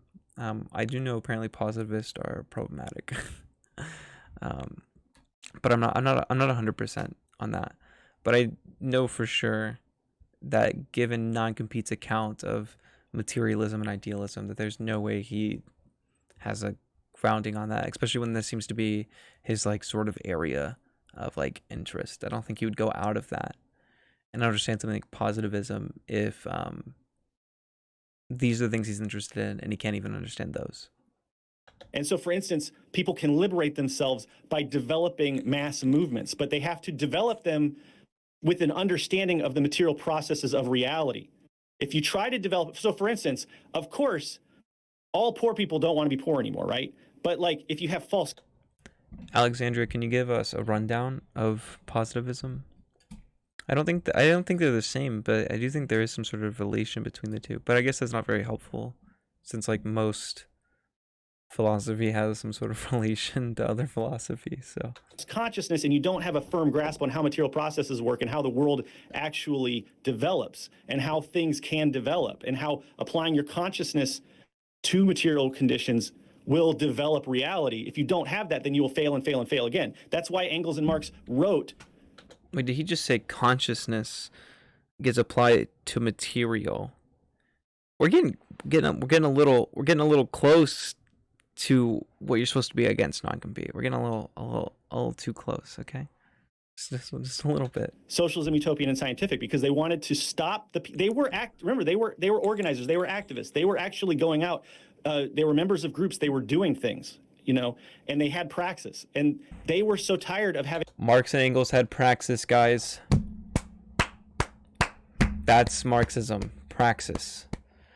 That's all Marx did. Hypothetical conversations with people.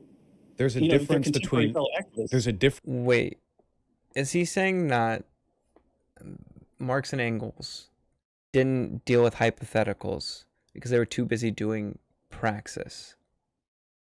And praxis is more important than the hypotheticals, even though to get to the conclusions that Marx and Engels got to even do any sort of praxis, it definitely required some sort of hypothetical, theoretical thinking, 100% for sure, before they could even engage in that praxis.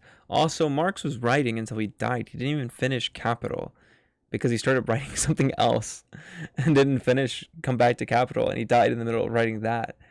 So he didn't ever stop engaging in this sort of thought. Even if he did like send pamphlets out and go to like all these organizations and things like that, he didn't. He was definitely, in my opinion, a philosopher first. He definitely had a big skew than what most philosophers do to engage in actually changing the world. He has that famous quote of like, philosophers spent too much time interpreting the world, it's time for us to change it or whatever.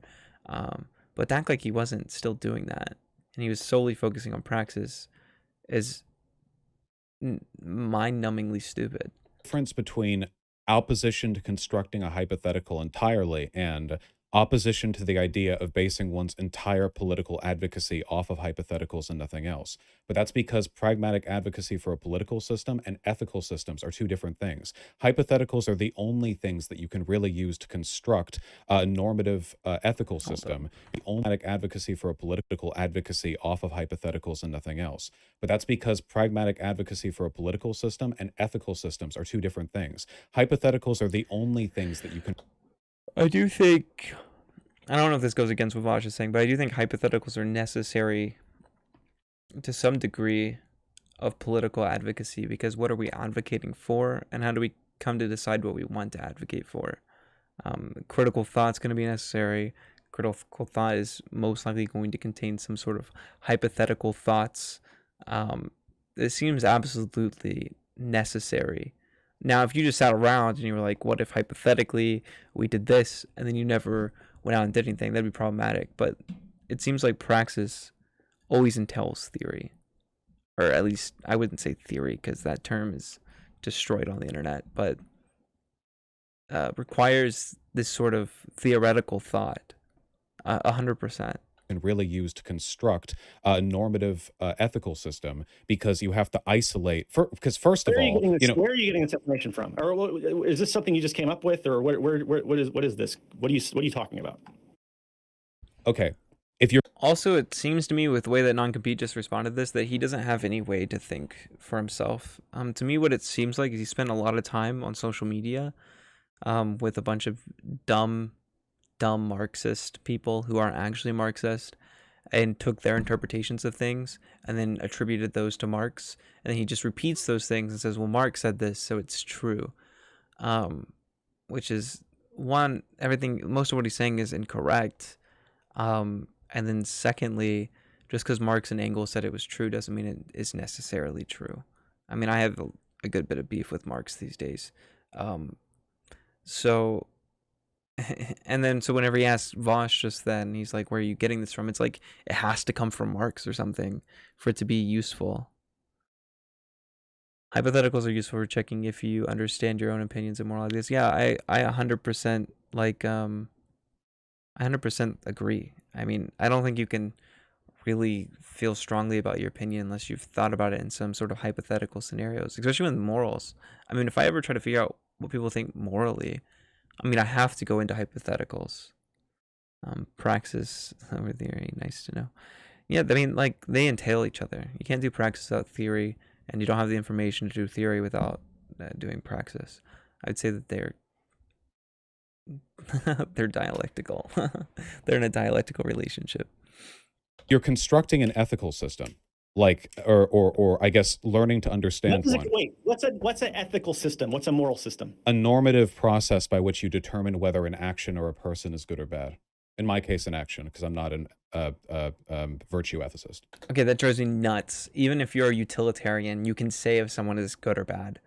Do they, on net average, create worse outcomes or better outcomes? Are they positive utility or negative utility? Based on that, you could determine whether someone was a good or bad person. It's that easy. You can do that, Vaush. You can 100% do that. I don't know why you say you can't. I think it's mainly because you don't want to condemn someone for doing something you don't like. You don't want to play that game, even though you will do that. You will call someone a bad person, which is funny. You do that to right-wingers. But you don't do it to people like, when people were getting onto him about the Hassan thing, you don't necessarily have to say Hassan was a bad person, but he made the same sort of argument. I can't say someone's bad or good. You can. You just do it based on who you don't want to offend, and who you're okay with offending.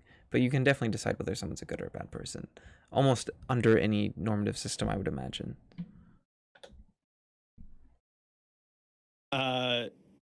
Okay. And do you think that you can make one moral system that applies in all conditions, or like, what are you talking about? Yeah, I don't really the understand. goal would be to construct a normative ethical system that's universally applicable. It is a That's constant idealism. subject of debate in philosophy. I mean, that isn't idealism, but yeah, you can create a normative system that's supposedly supposed to be able to cover all like scenarios that you could be in, or at least a framework in which you would decide in all those scenarios. It's not the problem with normative frameworks is it comes to our preferences won't typically line perfectly with whatever normative system we take on. It's very hard to find one that aligns perfectly, and I would argue that it's impossible. So you can't create a normative system that you actually completely agree with, in my opinion. But that is the goal of a normative system. It's supposed to be universal. It's supposed to be, I can use this to determine whether this is good or bad according to this system. It is good or bad according to this. That's the whole point of a normative system. And normative systems aren't idealist. It doesn't make any sense. We're talking about, when he's saying idealism, we're talking about a metaphysical, epistemological sort of thing. And yes, these can have consequences that come to the ethical systems we create. But you can't just say every normative system is idealism. Because I guess you're at that point, if you're saying that you're a materialist, you can't have any sort of ethical framework, which seems absolutely insane to me. That's idealism. That is not Marx and Engels would idealism. say That's that material no, conditions that's determine not what what is idealism material. means. It is, because you're saying that you can hypothetically construct. You're saying that, like, if you sat down and thought hard enough, you had a big enough piece of paper and you wrote down enough if-then Boolean logic statements, you could construct exactly what is morally correct in any given situation in your mind. Well, the difficulty usually isn't whether something is good or bad. It's whether or not we can assemble all the necessary information to determine whether or not it's good or bad. The only Like, way to do that is through hypotheticals are the practice and easy practice. isolating factor. That's what Marx and Engels, that was their big breakthrough. That's what made them, they synthesized empiricism and positivism of people like Hume and Ricardo and Smith and the idealism of Hegel. And they realized that there's actually this. Does he not realize that idealism was literally the taking of Hume and the taking of Leibniz? And there was one other philosopher during that time that Kant was influenced by that created idealism. Like that, I don't know. This dialectical relationship between material reality, material conditions, and human consciousness. That's not a matter of ethics. If we're talking about ethics, you need hypotheticals because they allow you to isolate conditions that you can use to determine the frameworks of your system. If you're only using practical examples for an ethical consideration, then you're post-hocking everything that happens. You're like, well, was that train crash bad? And you're like, well, I don't have a system for this, and you're like working through it. Dialectical materialism is just like this. Dialectical materialism is a system devised to allow us to analyze the world and to provide us a framework Hume, for understanding. a well-known positivist philosopher. Okay, you said it wasn't. I thought you were making a joke. I thought you were saying like Hume was an empiricist, guys. Come on now. It's not that hard. Just like, fuck. Aren't these people supposed to be good with Wikipedia? Like, isn't that like the debate bro thing? Is like they're all like professionals with Wikipedia. You could just Wikipedia Hume real quick, and I'm sure it tells you his school of thought. Like, real quick. Marx and Engels, Socialism, Utopian and Scientific, wrote, the final causes of all social changes and political revolutions are to be sought not in men's brains, but in men's better insights into eternal truth and justice, not in men's better insights into eternal truth and justice, but in changes in the modes of production and exchange. They very specifically said we can't just sit around and think about what's best. We have to go out and apply things. Wait, how does that mean that we can't think about what's best? We could just talk about what's best for the mode of production. Like, and we could change the mode of production based on what we think is best. It doesn't like, what? I'm trying my best to try to understand non-compete, but it seems like he's just like taken in a bunch of like bullshit and tried to shove it together to make it work. Um, but like almost every term he's throwing out, and he's just using a bunch of them, he's using wrong. Like, I mean, he butchered idealism, which is the whole debate here. So one, they don't even have a good ground for this debate. The problem is they conflate influence with being something. Hume totally influenced positivism. There isn't a doubt about it. He wasn't a positive. Yeah. Well, that's what I was trying to say about earlier. Was I think when I said empiricism and positivism are somewhat linked, is I believe that like Hume was an influence on there, and Hume was a empiricist. You can determine if someone is a good or bad person. You don't need to, though. I think you're fair to call out that he'll say that Ken someone is a bad person, for example, though. Yeah, I mean, I don't think you have to do that, but I mean, I think to say that you can't do that based on your ethical framework is just it's just false. It's just not right, and he feels justified, and he feels like he's doing a good thing doing it to certain people. I suppose.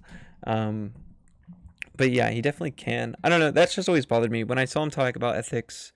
Is either with Rem or perspective philosophy, and he said that you couldn't determine if someone was a good or bad person. I was just like, you definitely can. You just apply your ethical framework. What makes a good action and a bad action, and what does the person typically do? Do they typically commit bad actions or good actions? In the material world that has nothing to do with okay, you realize that Marx had a doctorate, right? Like, clearly sitting and thinking is part of the process.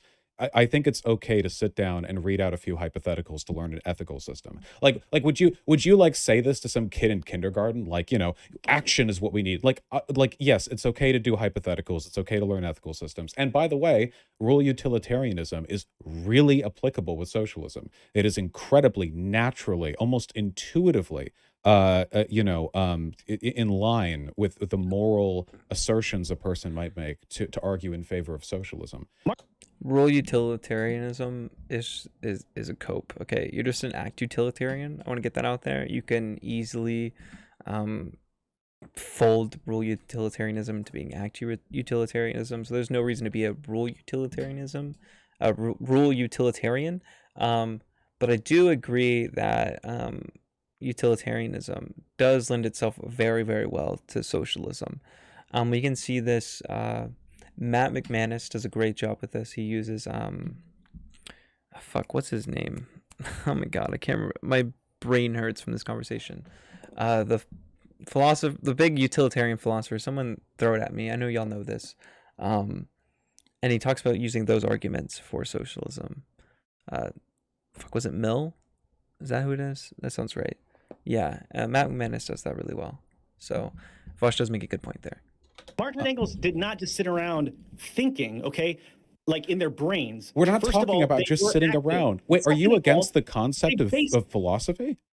You have to base your analysis on objective data. And there are two sources of objective data. I want to ask, well, I guess he's about to answer this. Hold up. There's the material world, and then there are objective social relations. That's the way. Okay, there's the objective world that, funny enough, we can only see subjectively. And then there's social relations that we can only experience subjectively. I want to hear Non-Compete's argument to how we get to objective knowledge on these things. Now, I think there are good arguments for that, but I highly doubt Non-Compete has them. I really don't like when people use the word objectively. I think a lot of people use that wrong. A lot of people seem to use that word when they want to say they're very certain. I don't know if that's what he's doing here, but I'd be curious on how he thinks that those things can be obtained objectively, when there are pretty good arguments to say that all these things are subjective, right? Marx and Engels put it anyway. Okay, let me... Especially because, okay, this is another thing. One of the things that Kant had a problem with Hume, Kant, the idealist that should make Non-Compete really mad, was he wanted to be able to show that we could obtain some sort of objective knowledge, right? Like, that was part of his project too, that objective knowledge was possible. And Hume, the empiricist, the close to what Non-Compete seems to be trying to defend, didn't think that was possible. So Non-Compete's trying to defend this sort of idea that would lend itself easier to a subjective idea that there is no objective way to see things, but then wants to make the claim that we can have this objective knowledge. What constitutes an objective? I don't know what he means by that. I don't know what he means by an objective social relation. I guess maybe if you were God and you look down, you could see the whole, like, how people are socially related, but I don't know how you would do that, since social relations are constructed through subjects, which means it's going to be very, like, subjective, right? Let me test your intuitive system. At least that's how they're going to appear to us. Then, okay? Let's hit it then. Is it wrong to hit a person? It absolutely depends on the material conditions and the situation and the objective social relations at play. There's no universal Social answer to that question. relations. Okay, I agree. So one might say that social relations, do I need to define that term? circumstances matter.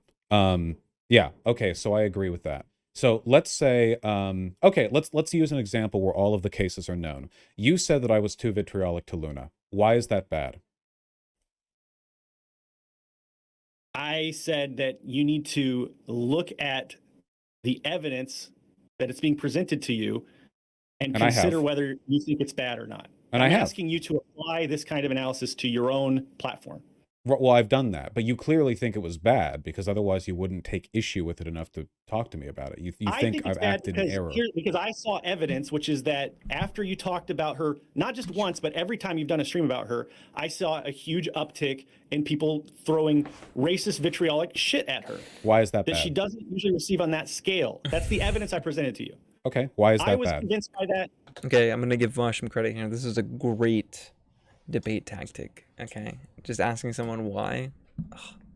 The best three questions, the best three things you can say to someone in a debate is why, how, and prove it. They're not going to be able to get through. Most people are not going to be able to get through most. They may be able to get through one. They're definitely not going to get through all three. Most people don't think about what they're saying enough to be able to make it through all three of those questions. Because if they can get the why and the how, they usually can't prove it. Half the time they may be able to give you a why, but then if you go how, they won't have like a good explanation on how. It's a really, really good way to like make someone realize they don't know what they're talking about, or that they haven't thought through what they're talking about enough. So yeah, just asking why here, it'll basically make someone self-destruct their own argument. Excuse me? Why is that bad? Why is that bad? Why is that bad? Because a human being suffered as a direct result of actions that you performed. Do you think that human suffering is always bad? What about when we shot Nazis? I don't think that Luna, if you think that Luna deserves to suffer, do you think Luna deserves to suffer? Is that your point here? By being attacked? Yeah, I agree. Non-compete thinks that when he says why, that he's implying that it isn't actually bad, but in reality, what Vaush is trying to get is for him to justify why something is bad. I don't know if non-compete might be too emotionally invested in this. It has to do with, I believe, his wife or something. But either way, even if non-compete did understand the question, I still feel like he'd probably implode when asking him why. Because most people can't justify why something's bad. It's a really fun game if you're not terminally online. Because most people, okay, not even most people, half of people that are terminally online, if you ask them why something's bad, they'll have some sort of normative framework that they ripped off some streamer to use, and then they can justify why something's wrong or good. If you ask anyone that's just an average person, like a coworker, a school friend, whatever, and you ask them why something's bad, half the time they'll never be able to justify it. Just completely inability to engage with hypotheticals from non-compete. Yeah, I mean, he can't. He not only can he not engage with them, he refuses to because he has a really bad understanding of materialism and idealism, where he feels like a hypotheticals playing into idealism, which is nonsense to begin with. And he doesn't go against materialism to deal with hypotheticals. So it's not even just an inability, because I don't think non-compete, I think he's dumb, but I don't think he's that dumb. I think he could. But I think he for some reason has this weird understanding of his own philosophy where he believes that he can't do that, or else he'll be breaking his own philosophy, or it'll be pointless. And also I think he might be a little scared too. I think he might know that he doesn't have answers to any of these questions. By racists, is that what you're saying? You're the one who said that it was bad because a person suffered. So logically, I extend from that. You think when suffering happens, are you denying that it's bad that Luna suffered because racists sent racist vitriol at her? I'm asking you your positions. Why was it bad? I would say it's definitely bad because it's promoting the racist system. Are we going to end up in a tautology where something is bad because it's bad? Of white supremacism, which oppresses billions of people around the planet. Why is that bad? It is bad because we should seek to liberate all of humanity from oppression. Why? So the main point of Marx and Engels is to you realize that the main point of dialectical materialism and historical materialism is to free humanity from all class antagonisms so that we can finally begin writing history ourselves. That's basically the way that they put it. Why did they think that was worth doing? Because throughout modern history, or throughout history since class antagonisms arose, let's put it that way, human beings have been driven forward by oppressive relations with the means of production. And that limits humans and it causes a lot of suffering. I don't understand these terms. You already said suffering can be good or bad. Limiting? What makes these things bad? I don't understand. Okay, limiting oppression, giving people the ability to develop their own material conditions and to have the freedom to do what they want. That's what they talked about in Why should people have freedom? I think this is just going over Non-Compete's head. Like, he just thinks that Vaush doesn't think these things are bad. He doesn't understand that Vaush is trying to ask him, like, what makes it bad? Like, even if we understand Marx and Engels, we understand what they wanted to do, it doesn't really answer, like, why they wanted to do that. So instead of answering, we're not, like, he's not answering, he's just rambling.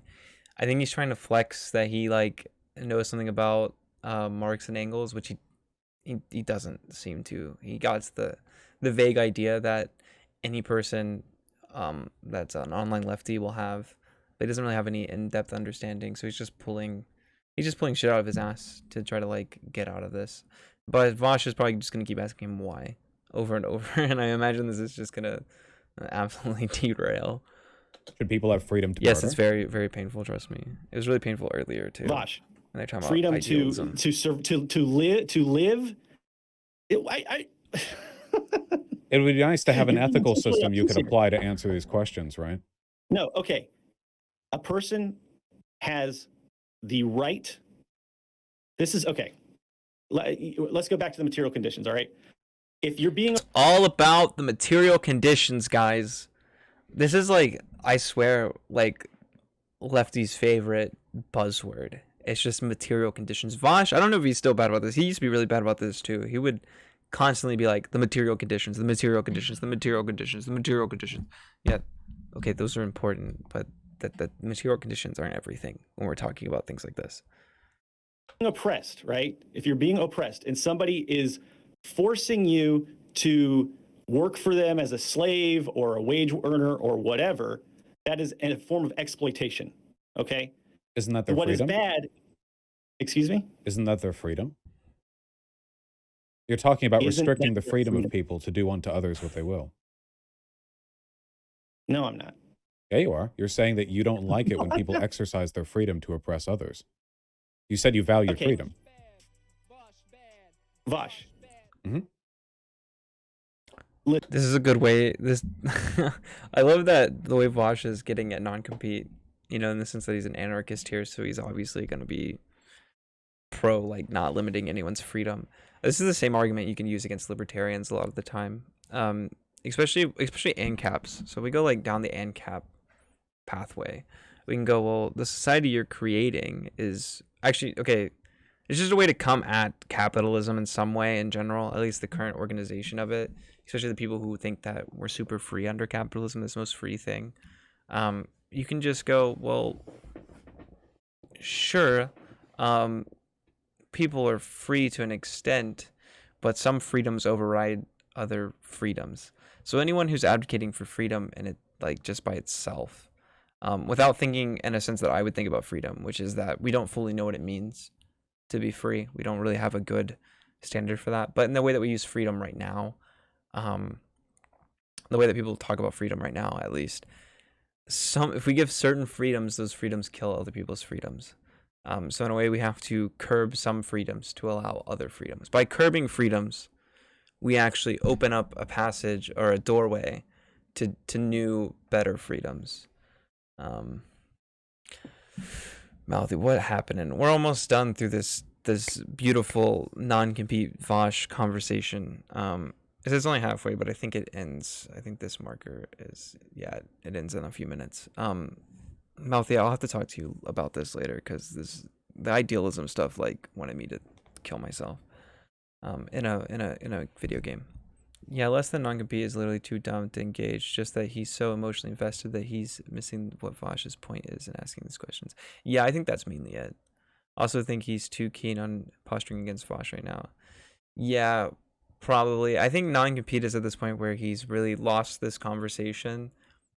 So he's trying to do whatever he can to make himself look good on the way out of it. Listen, the fact of the matter is that Marx and Engels believed that exploitation through class antagonism is not good.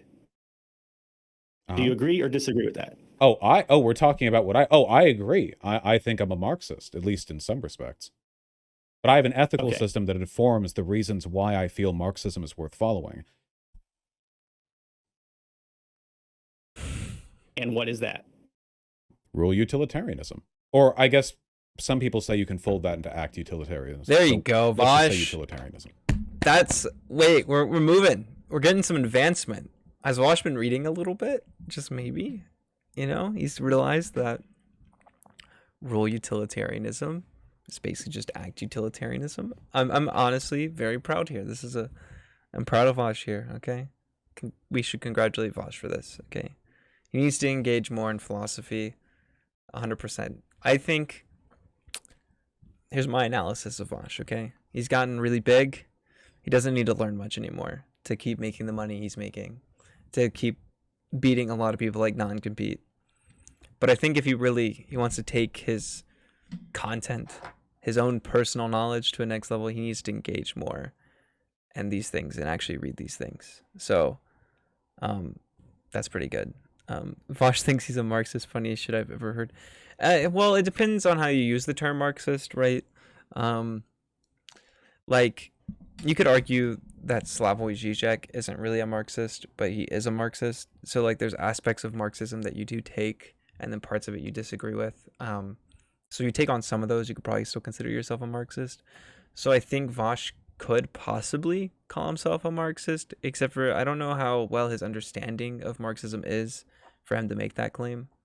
But he could feasibly call himself a Marxist, but not like an orthodox Marxist, probably more of like a a neo-Marxist or a post-Marxist.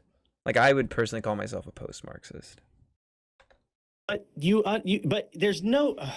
This isn't a matter of idealism. It's a matter of understanding why we fight for what we fight for. What you're arguing for is intuitive morality, which is exactly what leads to every goddamn pogrom and mass slaughter that's ever happened throughout history. When people those mass slaughters, okay? That's the world spirit. No, I'm kidding. That's the Geist, guys. Joking, okay? Hegel wasn't for mass slaughter. That's just a good meme. Vaush community also starts paying attention the moment he starts talking about philosophy. Yeah, that might be it. There may be like some sort of... I said this earlier when I was first watching this, that a lot of these creators don't realize that they're a product. They're a product that their viewers are in some way paying for by watching it. So when they talk about responsibility for their community, they don't have much power over that, because the community kind of more determines them than they determine their community. Vaush is a postmodern neo-Marxist. True. We're all postmodern neo-Marxists today, okay? Thank you, Jordan Peterson.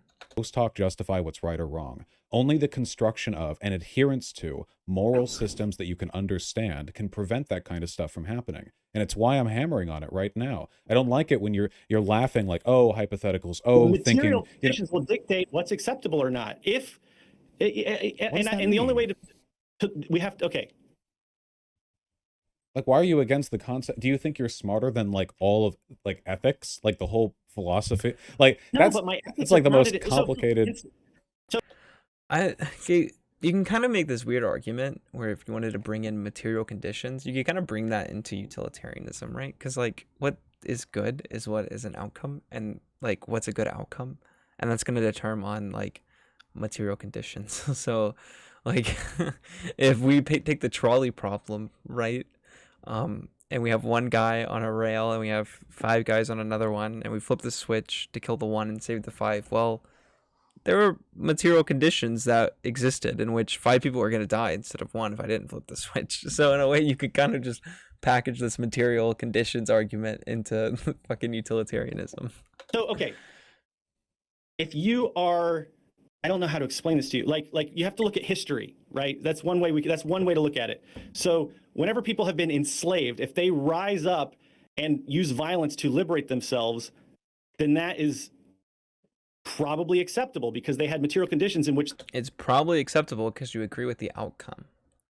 Here's my take. Most people are consequentialist and don't realize it. Okay, and I think non-compete is some form of consequentialist and doesn't know that because he thinks he can't engage in normative ethics because he thinks that's idealism, which is absurd. But I think this is why he won't realize that in actuality he is a consequentialist.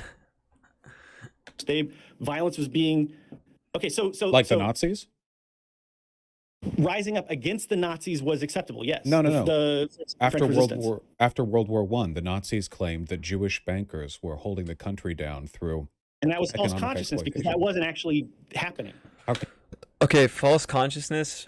Let's not ever talk about false consciousness again. Marx's idea of ideology, which is part of where false consciousness comes from, has been worked on a lot since Marx. We have Althusser, who made that better even. He worked on that. He, improved it. He changed it to where there isn't this thing of false consciousness or whatever. It's a lot closer to Zizek's idea of ideology, which Zizek's ideology is obviously taking from Hegel and Lacan, but it's also taking from Althusser. So if we're going to use this sort of false consciousness ideological argument, I would suggest non-compete actually see where we are contemporarily